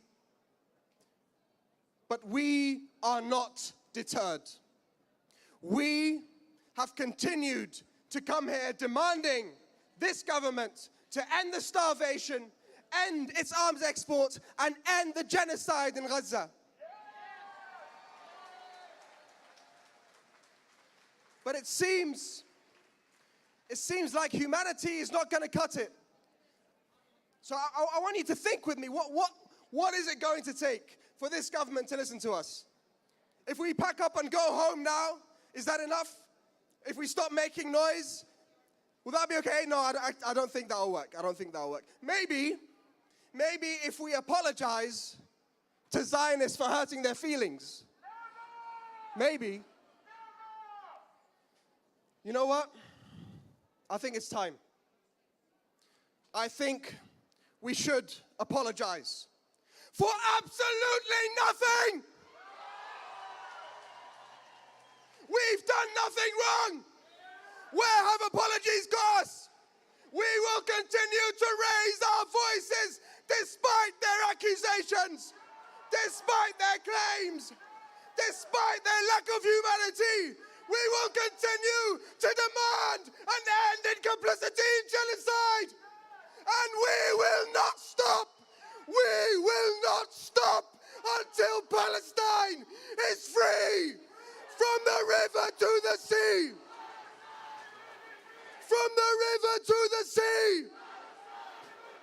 From the river to the sea. See you in Jerusalem. Solidarity. From the river to the sea. From the river to the sea. From the river to the sea. In our thousands, in our millions. In our thousands, in our millions. In our thousands, in our millions. Our next speaker is a British Palestinian activist who almost unseated Wes Streeting in the last general election. Please give a very warm welcome to Leanne Mohammed. In our thousands, in our millions. In our thousands, in our millions. Sisters and brothers, you have marched in the rain. You have faced repression, arrests, smears, intimidation, and still you return. Week after week, month after month, not quieter, not fewer, but louder, braver, and more unbreakable than ever. Because you understand something that those in power are desperate to deny. That this is not just about Gaza. It is about what kind of world we are willing to live in. Will it be a world where the mass murder of children for over 650 days is met with shrugs from Downing Street? A world where starvation is debated, never stopped. Where genocide is live streamed and called self-defense. Or will it be a world where ordinary people like us rise up together and refuse to look away? Friends, you are building that world. You are the conscience of this country, and that is exactly why they're afraid of you. There is a deliberate strategy to instill fear, to divide us, to exhaust us, and to isolate us in our fight for liberation. But it will not work. And the only isolation we will see is Israel's. Today, Gaza has become the hungriest place on earth. Every inch of Gaza is starving to death right now. Every family is hungry. Every child is at risk. This is deliberate, man-made, and systematic. Israel is using starvation as a weapon, one of the vilest forms of genocide. At least 69 children have already starved to death. Israeli forces are blocking aid, shooting at starving civilians, and turning Gaza into a graveyard. Shame. I speak to friends in Gaza whose dreams have been reduced to a piece of bread. They don't talk about politics, they talk about bread, about how the last sack of flour ran out 5 days ago, about how children are hallucinating from hunger, about how their neighbor's baby girl died because there was no milk, about streets full of people stumbling, weak, dizzy, starving, bodies giving up, collapsing, and how in Gaza, dying slowly from hunger has become the lucky outcome because the other is being torn apart by a bomb. They tell me this while the world watches, calculates, debates, excuses, ignores, and they ask us, why aren't they doing anything? Why are they letting us starve like this? Don't they see us? Don't they hear us? And I have no good answer because the truth is they do see, they do hear. They just chose complicity. They chose arms deals over our lives. They chose to let us die slowly. They decided we Palestinians weren't worth saving, but we are. And I have no good answer, only a promise that we will carry their names, that we will speak their pain into every room of power, that we will not forgive the world for rendering our bodies unworthy of life. And we will not let them get away with it. Never forget, the starvation of Gaza is not just Israel's crime. It is upheld by the silence, complicity, and collaboration of Western and Arab regimes. Shame! This is the worst famine Gaza has ever endured, and unless we act right now, it will become the deadliest. Israel's siege must be broken immediately. Let the aid in, let the food in, let the medicine in, let the people live.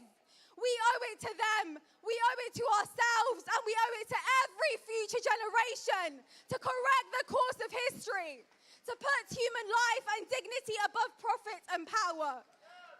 The world has already failed to prevent this genocide, but we cannot and we will not fail to stop it. This movement is not fading, it is growing, and it will not stop until Gaza is free, until Palestine is free, and until every complicit government is held to account.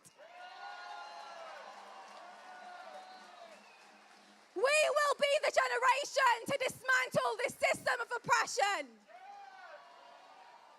Rain or shine, we won't stop marching until the bombs stop dropping on Gaza, and we will live to see a free Palestine from the river to the sea. Free, free! Free, free! Free, free! Thank you. Thank you so much, Leanne. From the river to the sea, Palestine will be free. From the river to the sea, Palestine will be free. From the river to the sea. Friends, our next speaker is here representing Unite, Britain's largest trade union.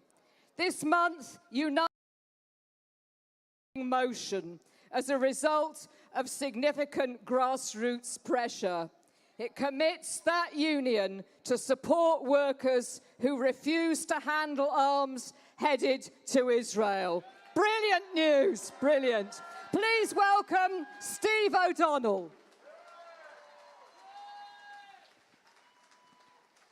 Good afternoon, and thank you. And I'm pleased to be here representing Unite. Sharon and our union send solidarity to the Palestinian people. Last week, our General Secretary spoke at the Durham Miners' Gala alongside the Palestinian ambassador, showing solidarity and support and reiterating our demand that this government honour its commitment to recognise the state of Palestine. And as she rightly says, what are they waiting for? We want to make it clear that what's going on in Gaza and Palestine is a genocide, and the actions of the Israeli government, including ethnic cleansing, famine, attacks on civilians, attacks on children, attacks on hospitals, and attacks on aid distribution sites are war crimes and acts against humanity, and that the Israeli leaders must be held to account and responsible for their actions in the international criminal courts. At least 61,000 Palestinians have been deliberately killed since October 2020. And earlier this week, 10 people, including 6 children, were killed whilst trying to fill water containers. The Israeli government and military claim this was a mistake. Comrades, this was no mistake. These are deliberate actions aimed at the innocent people of Gaza. And we see these attacks every single week. Over 875 Gazans in recent weeks have been killed whilst trying to fetch food, many of them women and children. These aren't mistakes, these are war crimes, and they should be called out for exactly that. And our media and our government should be calling it out. Comrades, at our policy conference a week ago, our union agreed a statement on Palestine, which I'll come on to in a moment. During that debate, a delegate from the West Midlands spoke and told us that 13 members of his family were recently killed in an airstrike in Gaza. These included a 6-month-old baby and a woman who was 8 months pregnant. We were told this was a deliberate act, and the family were targeted because his cousin worked for a media organisation in Gaza reporting what was going on. And therefore, the military decided he was a legitimate target. Comrades, it was a heartbreaking and moving testimony, and every one of our delegates stood in solidarity with this member. And this is just one story out of thousands since the war started. And we must remember those stories and remember those people who have lost their lives. And we must do everything in our power to bring an end to this conflict. That's why our policy on Palestine repeats our call for an immediate, permanent, unconditional ceasefire to support a full arms embargo and banning trade with illegal Israeli settlements and all other trade that assists Israel's violations of international law. That's why we have said to any worker who doesn't want to handle Israeli goods in their workplace, we will back you 100%. We will work with our sister trade unions to put pressure on this Labour government to change its position on Palestine. We are not afraid to stand up to Labour when they are not delivering on their promises and not doing the right thing. And it's certainly not doing the right thing now in relation to Palestine. This government must use its international position to bring an end to genocide.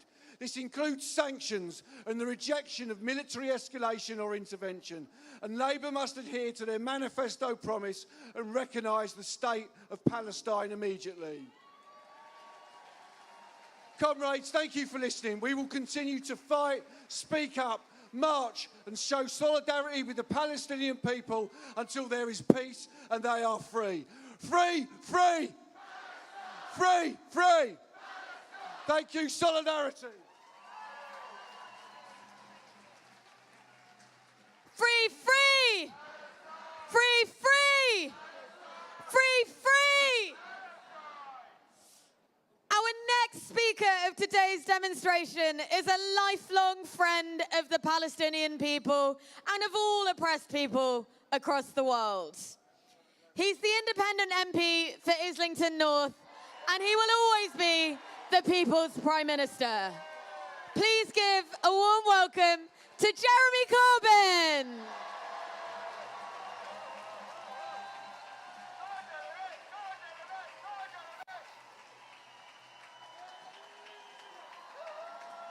Thank you. Thank you. Thank you, wonderful people, for being here today. We march because we want to make a difference, because we want to show an alternative. We could go down the road of the supine acceptance of the government narrative in relation to Palestine, or the media narrative, which is to report it but propose nothing about it. We could just go down the conventional road of saying and doing nothing.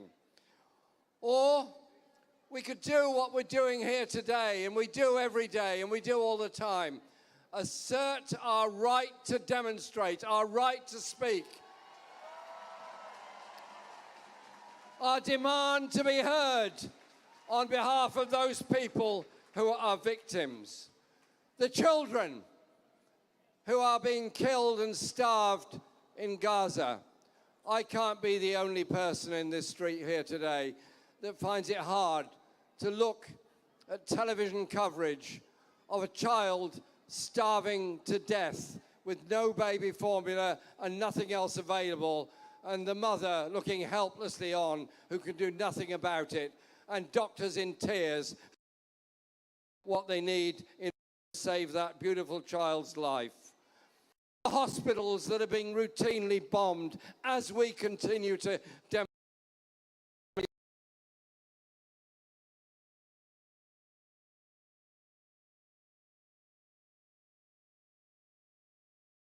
for food at the private sector organised and paid for kitchens, and then they're shot dead as they walk forward to try to get a bowl of food or a bowl of meal to try and get through the rest of the day. There is something vile and evil about this. And yesterday, the bombing of a church, and the killing of doctors, and the killing of journalists, the killing of all those people that are trying to tell us the truth. And so our alternative is one of solidarity and support, and obviously the demands we continue to make about the ending of the arming of Israel, and our demand for the recognition of Palestine and the supply of aid. We are often minimized and diminished by the British media. But I tell you what, we are part of a global movement of people who are determined, just like those 40, 50 years ago who campaigned against the Vietnam War became a global movement. Just like those who campaigned against apartheid in South Africa became a global movement. And this week I was very privileged to go to Bogota in Colombia for the Hague Group conference that was held there.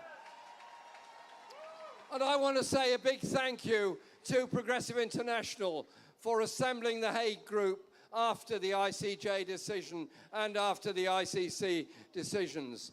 I also want to say a huge thank you to the government of Colombia, President Petro in particular, for the work that he did to ensure that the conference took place, and the declaration that was signed by a number of nations. So I want you to all join me in thanking the following countries for being the first amongst, I hope will be many, who've signed a declaration. So thank you, South Africa, Malaysia,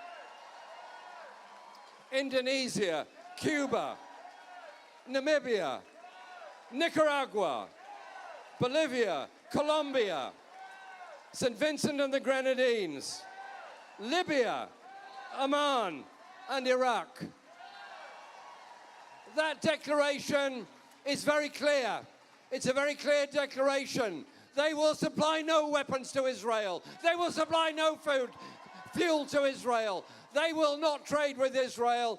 They will follow the international law and recognize the people of Palestine who are being in desperate need. And so we thank them, but I say this to anyone listening or watching this: whatever country you're in, wherever you are in the world, get onto your government to join in and sign the Hague Declaration. And since the British government blocked the private members' bill that I put forward, the Gaza inquiry bill, supported by other colleagues in Parliament, some of whom are here today, including Richard, we have decided that instead of waiting for the government to continue blocking my proposal for an open public inquiry, we're going to hold our own. And that inquiry will take place on the 4th and 5th of September. It'll be in person and online. And we'll be inviting all those that have taken any action, have got any views, legal and otherwise, on all this to take part. And I want to take this opportunity to also thank Unite the Union for the decision they made at their members' conference last Friday to support members who refuse to handle weapons that are going to Israel. It's a very, very important and historic sense of solidarity that we have there. History will show us the Palestinian people were disgustingly and disgracefully treated, as they have been historically and now in the worst times ever of their lives. Thousands and thousands have perished. We have stood by with the Palestinian people, and we will always stand by with the Palestinian people. Those in government, those in the media, those in law that did nothing when they could have done and should have done, they are the ones that history will condemn. They are the ones that will be seen have been marching on the side of the oppressor, not the oppressed.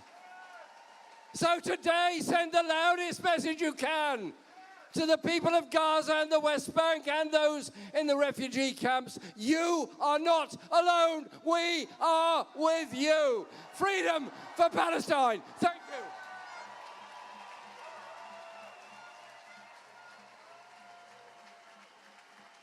Thank you so much, Jeremy. Thank you for that powerful statement. Friends, I'm going to read you now a solidarity statement. And this is a message from some of the people who were wrongfully arrested on January the 18th and released without charge. And this is their words. On January the 18th, we were snatched off the streets of central London, held for hours without food or water, unable to contact our families, then held in solitary confinement for nearly 24 hours, with a number of us experiencing treatment that would be perceived by most as abusive. And whilst it was happening, whilst we were in our cells, we knew that this wasn't even a tiny fraction of the terror, horror, and torture experienced by the thousands of Palestinian people imprisoned for months, years, decades by Israel's corrupt and racist legal system. And so we sat in our cells, waiting for the clock to turn to our inevitable release in the new day and the commencement of a ceasefire. Our release coincided with the death of Ahmad Rashid Rushdie Jazar, a 14-year-old child shot dead by the IDF in the West Bank on this evening of Sunday, the 19th of January. That symbolized the determination of the IDF to not cease firing. Some of us are here today in the crowd, standing next to you. Some of us are too scared to be here in person. Getting nicked for the first time turns out to be a rather unpleasant and expected ordeal. So please forgive us our lack of courage to attend today. We are here in words and spirit. What will never cease or diminish is our support of the Palestinian people to live lives as free, safe, happy, and resourced as anyone else. What will never cease is our caring, our knowing that many parents and grandparents here will also honor Khaled Naban, soul of my soul, and his grandchildren, Reem and Tariq, forever. We will talk of Hind Rahab, murdered as the world watched helplessly. 2-year-old Layla Mohammed Ayman Khatib shot dead as she ate at her kitchen table in the West Bank, and grieve the lost children of Gaza forever. We will teach our children and our grandchildren the histories and realities of the injustice of how the Palestinian people have and continue to be mistreated. We will legally, peacefully protest forever, whether it is marching in person or through never buying an Israeli product for the rest of our lives,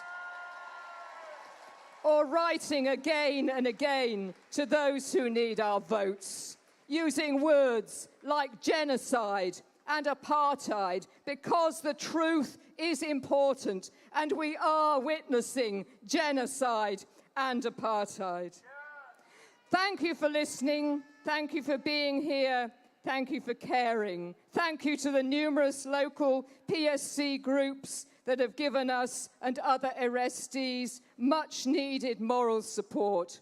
We appreciate you. It would mean something to us if you could turn to the person next to you and smile, nod, shake hands, whatever feels comfortable, to honor the collective love and grief in our hearts that joins us as one today in the support of the Palestinian people's right to live freely. Free Palestine!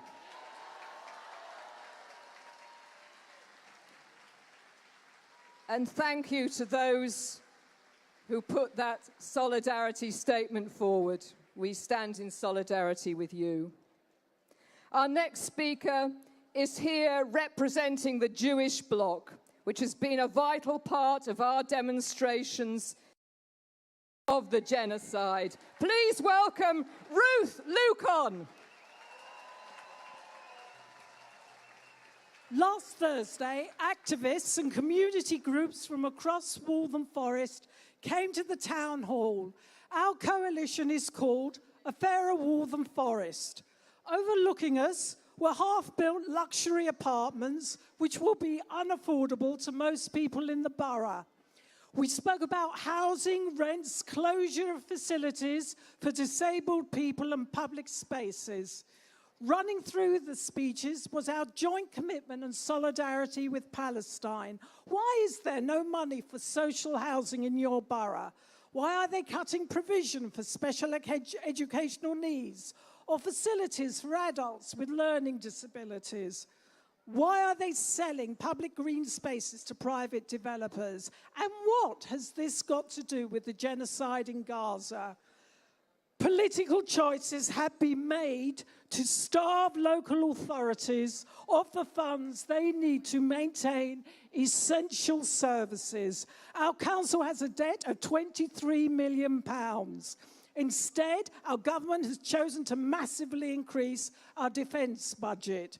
Those RAF surveillance flights on behalf of the Israeli army is an essential service. But there's an even more direct link. In July 2024, our council agreed to divest its pension fund from arms trade investments. This multi-million-pound pension fund is managed by the London Collective Investment Vehicle, which says it has to remain politically neutral and consistent with messaging from central government. We know what that message is.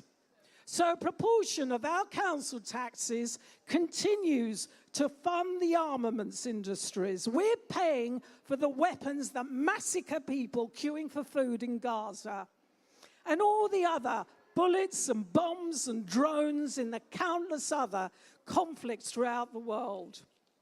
But a good news story. In May, Brent Council voted to approve a twinning agreement with the Palestinian city of Nablus. There was opposition from the usual suspects with misrepresentations and untruths about Nablus. But the Brent Jewish Network joined the Brent Nablus Twinning Association and met with the council leader to congratulate them. If you live in Brent, get involved. Act locally. Friends, they don't like our marches. Where we march, what we chant, our placards, peaceful acts of resistance, but they can't stop us voting next May in the local elections or what we buy in the shops. And think globally. This week, young conscientious objectors in Tel Aviv publicly burned their conscription papers. One said, the Jewish state that says it represents me wants to exterminate the people of Gaza. Never again is now for everyone. Free Palestine.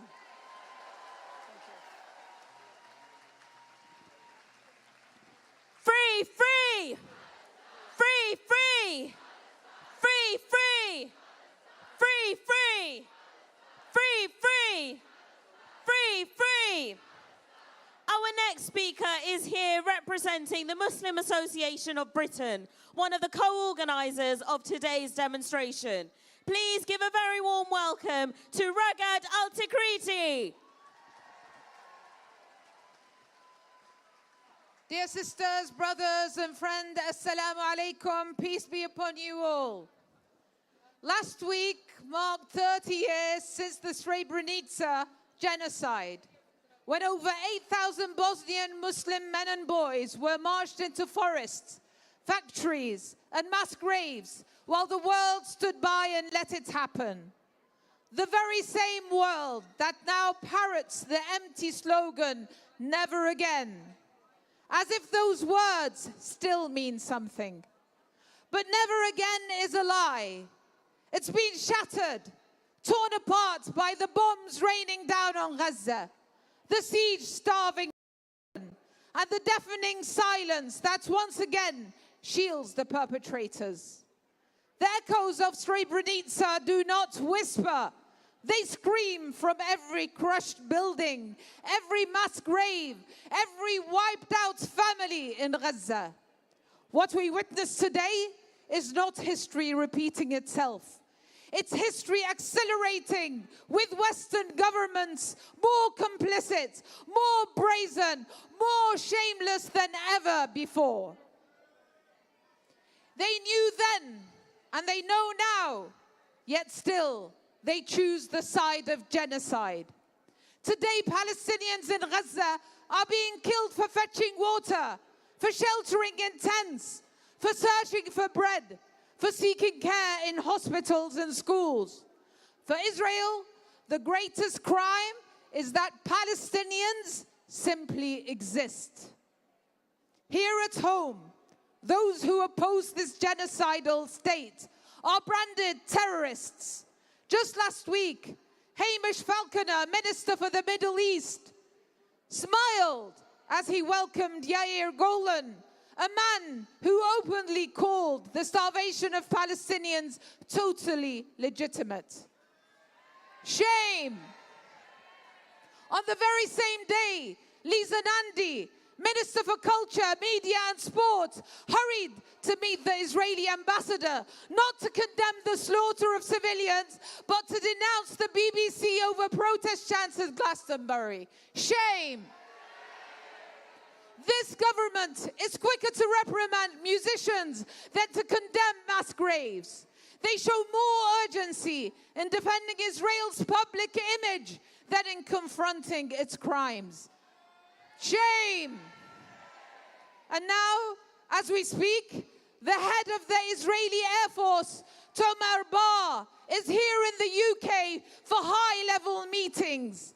This is the man directing a genocidal air campaign that has flattened homes, bombed refugee camps, and turned Gaza's hospitals into graveyards.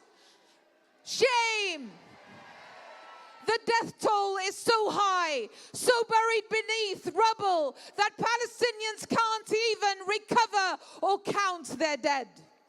And yet, This architect of devastation is welcomed by our military, not held accountable, but hosted with open arms. There will be a reckoning for every politician who shook the hand of those who bombed hospitals, for every official who approved the arms that buried families in their homes, for every broadcaster, editor, and public figure who distorted the truth and dehumanized the dead, for every government, including our own, that gave political cover, military support, and diplomatic protection to genocide. History will remember their silence, their complicity, their shame. But this movement is not going anywhere. It will not be broken by smears or terror legislation. We know what side of history we stand on. No amount of repression can erase the truth. And no matter how long it takes, Palestine will be free. Not because of politicians. Not because of politicians, but because of the people who never gave up. And like we march today, soaked in rainwater, soon the Palestinians will march back to their homes, soaked in freedom and justice. Free, free! Free, free! Thank you. Thank you, Ragad. Thank you so much. Friends, our next speaker is here representing the Stop the War Coalition, which is one of the co-organisers of today's rally. Please give a big welcome to Andrew Murray. Thank you, and thank you, brothers and sisters, for turning out in these demonstrations once again. Our first message today, as always, must be to the heroic, struggling, blooded, but still standing Palestinian people. Whether you are starving and queuing for food, risking the bullets of the Israeli army, whether you are burying your dead children, whether you are a doctor trying to save lives in a bombed-out hospital, or whether you are a farmer on the West Bank facing settler, fascist violence and ethnic cleansing, we say to you all, we are here, we are with you today. We speak for the vast majority of the British people who stand with you in your struggle now, today, and unto victory. But brothers and sisters, our love for the Palestinian people is equalled only by our contempt for the British government and its complicity in the genocide. A river of Palestinian blood runs along that street there to the door of number 10 Downing Street, and we are never going to forget it. We have ministers like Lisa Nandy who can spend all their time trying to reorganise the running order at Glastonbury, can comment on what hip-hop rappers say, and yet they welcome Israeli diplomats, they welcome Israeli generals, they arm Israel, they diplomatically support Israel, they allow RAF bases to be used to support Israel, they bomb Yemen to make it easier for Israel to bomb Gaza. They are up to their necks in this genocide. We shall never, we must never forgive or forget. And just as our movement against the Iraq War helped to break Tony Blair, so this movement will break Keir Starmer and his rotten government. And that is why, like every government that wages war abroad, they are waging war at home, and we must defend our right to protest, because without defending that right, we cannot give aid and support and solidarity to the Palestinian people. 4 of the organisers of these demonstrations are facing charges. Direct action groups are being prescribed. All across the country, activists are being arrested and harassed. We must say absolutely clearly, Spraying red paint is not terrorism. Spilling the blood of thousands of Palestinian children is terrorism. And just this week, we saw the Kent armed policeman in Kent harass a woman for displaying the Palestinian flag and a sign saying, "Free Gaza." Now, I don't suppose the Kent Constabulary are here today, but let us let them know. Everyone here, wave that flag and shout, "Free Gaza, free Palestine," and say, so they can hear it in Kent, you cannot arrest us all. You cannot prescribe the Palestinian people. You cannot and will not break this movement. We will march, we will struggle, we will fight until the Palestinian people are victorious.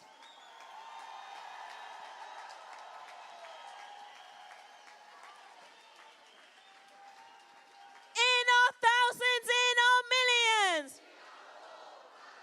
In our thousands, in our millions. I want everyone to raise your flags and placards high in the air when we say, in our thousands, in our millions.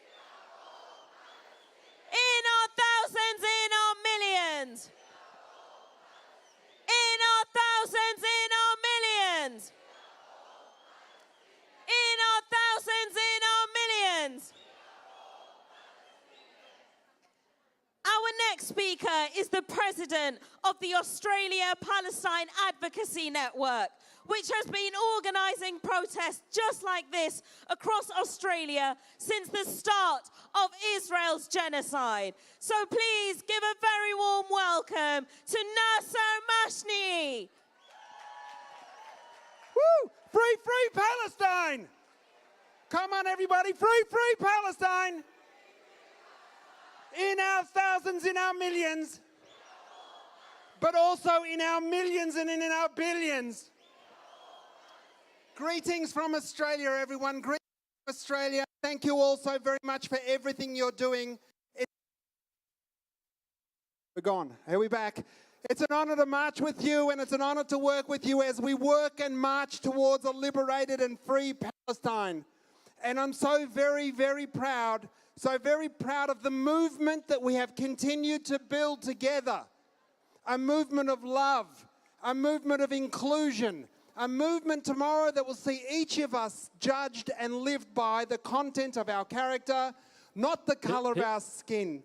This movement is inclusive. It's a fight against homophobia, Islamophobia, anti-Semitism, misogyny, patriarchy, capitalism. It's a movement for us all. It's a movement for humanity. There's a reason they're scared, because they know we're woken up. They know we've woken up, that we see the connection between climate and what they're doing in Gaza. The connection between housing, and there's no housing units in Gaza. Between the fact that the NHS doesn't work here and there are no hospitals in Gaza. That nobody can get educated and there are no schools in Gaza. We've made the connection and we're never going to forget. We're never going to forget, and we're going to hold them to account, brothers and sisters. We're going to hold them to account, and that's why they're scared. That's why they're scared, because they can't, as Andrew said, arrest all of us. And more than that, Israel's never going to get to go back to October 6th. It's never going to get to go back to where it was a normal country, where it was fettered, where people walked around and went, I'm Israeli, and went, whoa, what about your beaches? And they spoke about Israeli couscous and Israeli hummus and everything else they stole. They'll never get to go back, because the world knows, we know what Zionism is. We know what Israel is. It's theft, it's murder, it's white supremacy, it's hate. It's everything that we're not, and that's why they hate us. That's why they hate us, my friend, and that world we're building together starts with each and every one of you in everything you do. You embody Palestine, you represent Palestine, so wherever you are, wear your keffiyeh with pride, wear your pin with pride, wear your earrings with pride and have the conversations, not just here, but in spaces that might be a little bit difficult. To that racist uncle, speak to that racist uncle. Everyone can be on the journey. And remember, my friends, there are 3 reasons we march, 3 very important reasons. And the first one is to know you're not alone. You're not alone.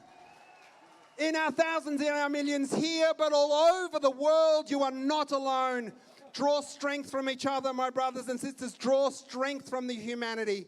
Number 2 is to tell Starmer, to tell Lammy, to tell all of these scumbags with blood dripping from their hands that we won't forget. We won't forget, and we will never, ever forgive. And number 3, my brothers and sisters, number 3, these images get to Gaza to let our brethren, the unconquered, unbroken people of Gaza, know that we are with them, that we haven't forgotten them, and we draw strength every day from their resistance. Every day. And like Indigenous people all over the world, they draw their strength from the soil that their ancestors toiled. And you can't break that connection. Indigenous people don't bomb land they love. Indigenous people don't commit ecocide. Racist settlers do that, just like Israel. My brothers and sisters, draw strength from them, draw strength for each other, and know that the project is over. Zionism is done for. The state is done for. Supremacy is done for. You are part of the movement that saw the end of that. You were part of the movement that saw liberation. Our job is to keep that fight going between now and then, and it's going to get violent. At the end of empire, the dragon's tail will flail. This is not the worst that Israel will do. They will do more. And the West, that is so heavily invested to keep that apartheid state going, will continue to support it. Our job is to make it ugly, to make it costly. So boycott, divest, sanction until Palestine is free from the river to the sea. Palestine will be free from the river to the sea. Flags up, everyone. Palestine will be free from the river to the sea. Love you all. Thank you so very much. Free, free! Free, free! In our thousands, in our millions! In our thousands, in our millions! Our next speaker is here today representing the Campaign for Nuclear Disarmament, one of the co-organisers of today's rally. Please give the warmest welcome to Sophie Bolt.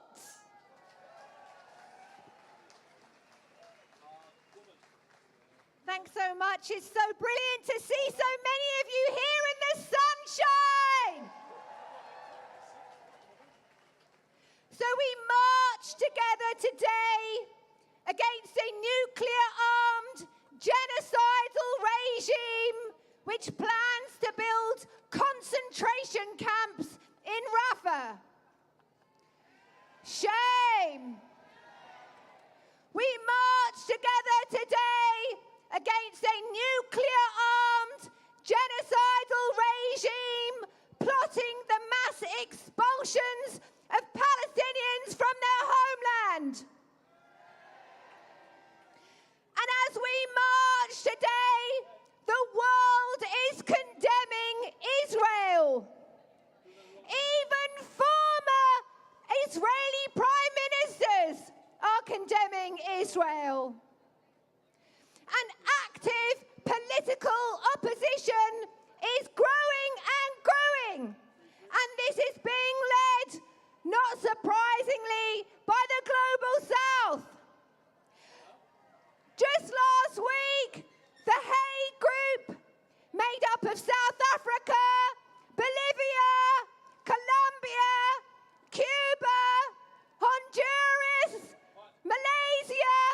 Namibia, and Senegal. They brought together over 30 countries, including China, Spain, and Qatar. All of them have agreed to block arms to Israel. All of them have agreed to ban all ships transporting weapons to Israel. Israel and the US are increasingly isolated. And so too is this British government. So we say to Starmer, end the arms sales now!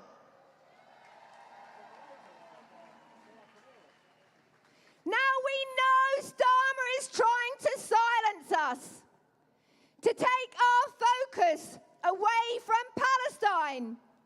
But we will never stop protesting so long as the genocide continues, so long as the Palestinians face occupation and oppression. We can't stop protesting. So long as our government is complicit, we have no choice but to protest. We will not be bowed. We will not be silenced. We will keep on marching and protesting.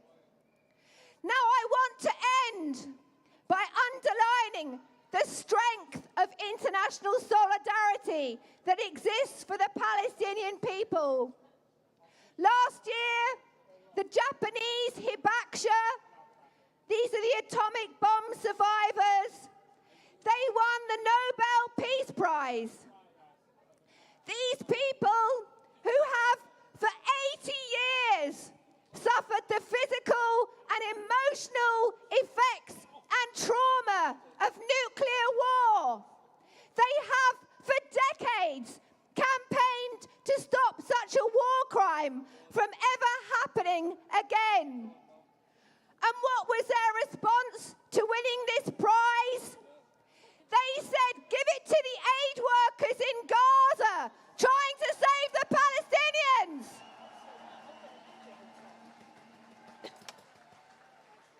And the mayor of Nagasaki City banned Israel from attending the ceremony marking the anniversary of the bombing.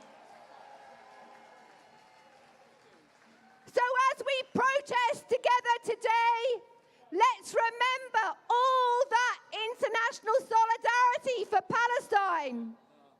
And let's redouble the pressure on this shameful government to end the sales to Israel, to bring sanctions on Israel, and to end its complicity in this horror. Free, free! Free, free! Solidarity!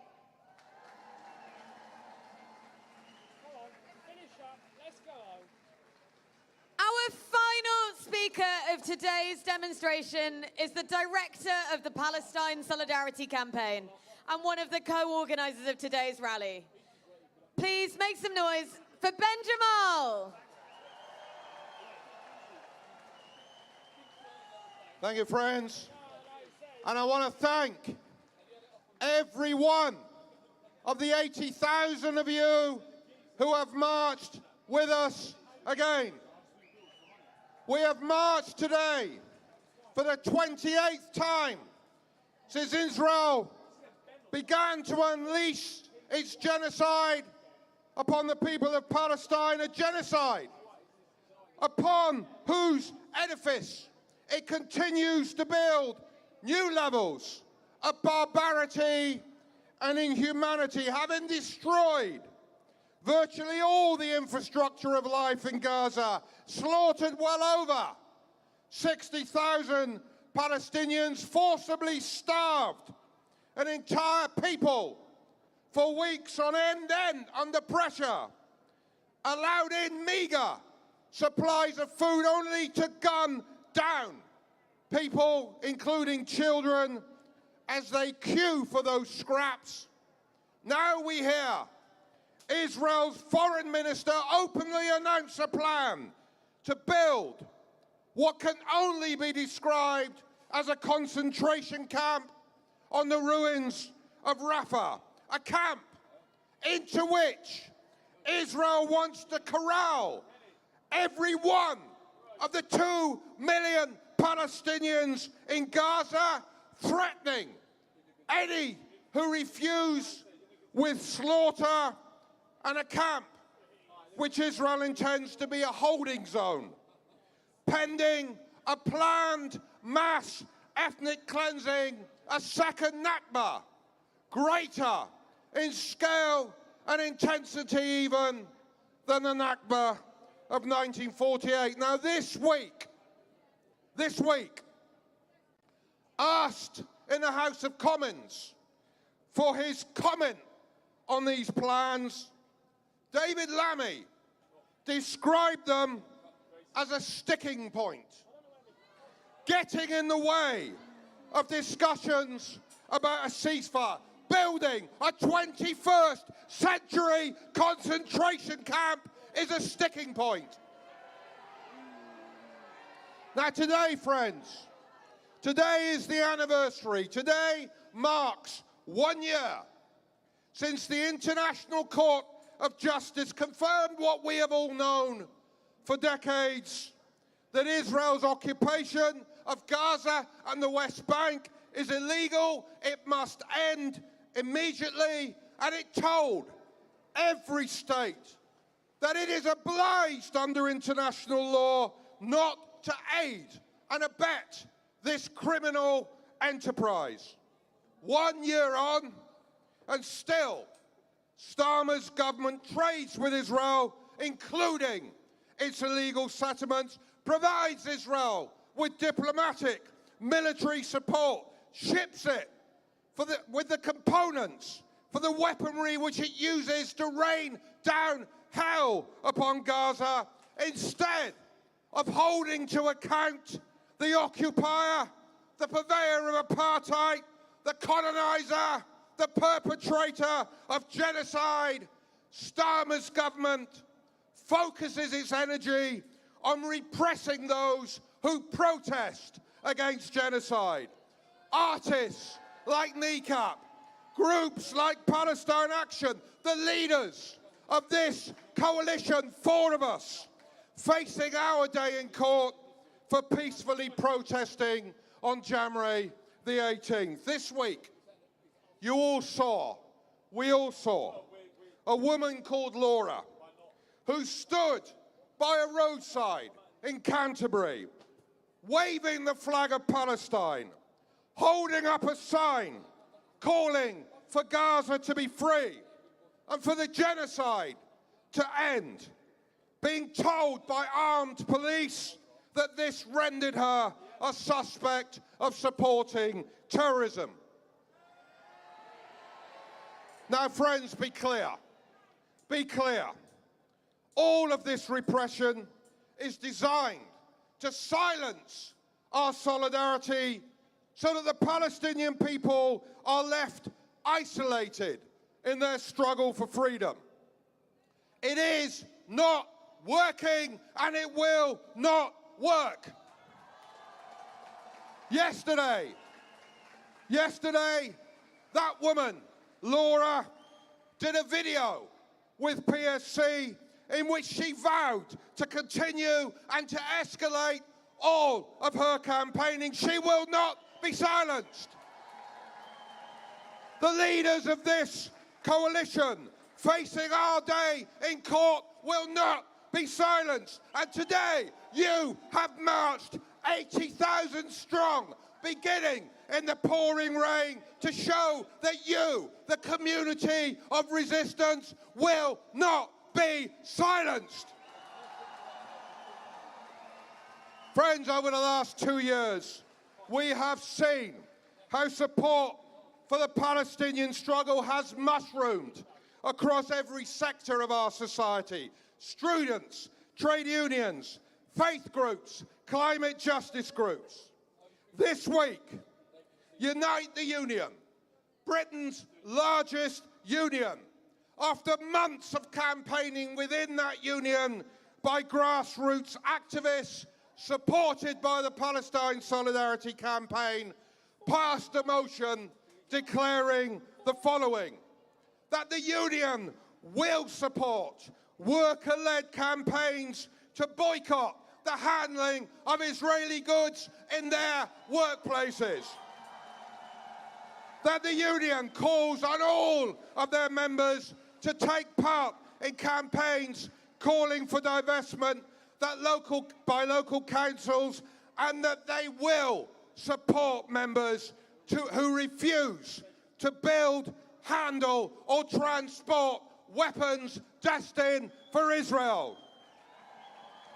And we at PSC will now work with Unite members at every level of the union to ensure that that motion is translated into concrete action. Friends, this week, Norwich City Council, Lewisham Council, Wakefield Council, Cardiff Council became the latest to pass motions supporting divestment by their councils from companies complicit in supporting Israel's genocide. That brought the total of councils who have passed such motions in the last 12 months to 16, more than one council every single month. And you all know that a few weeks ago, the Co-op became the first British supermarket to ban the sale of Israeli goods on its shelves. When they repress, we BDS. So friends, remember this. One day, everyone will have always been against all of this. We will not wait to be on the right side of history. We will continue, despite all of the attempts to suppress us, to build the mass movement needed to bring change, because we know that history tells us that it is only through such mass movements that systems of oppression are brought to an end. So as we head home today, let us vow to move forward in unity, defending our rights, but centered above everything else on the reasons why we are protesting against the real terrorists, against the real racists, the enactors of apartheid and genocide. And let us vow that we will never stop until every brick in that wall of racist oppression within which Israel has imprisoned the Palestinian people for 77 years is ground into the dust of history. From the river to the sea. From the river to the sea. From the river to the sea. Thank you. Never stop. Never stop. Never stop.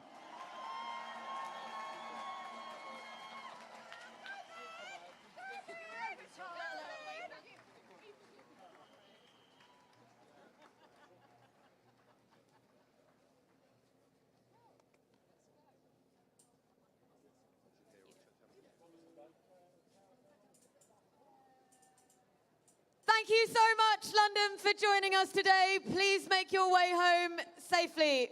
If you follow the Palestine Solidarity Campaign social media, you will see a series of actions that we're going to be announcing over the summer, and then we will be back on the streets of London on the 6th of September. Free, free! Free, free! Free, free!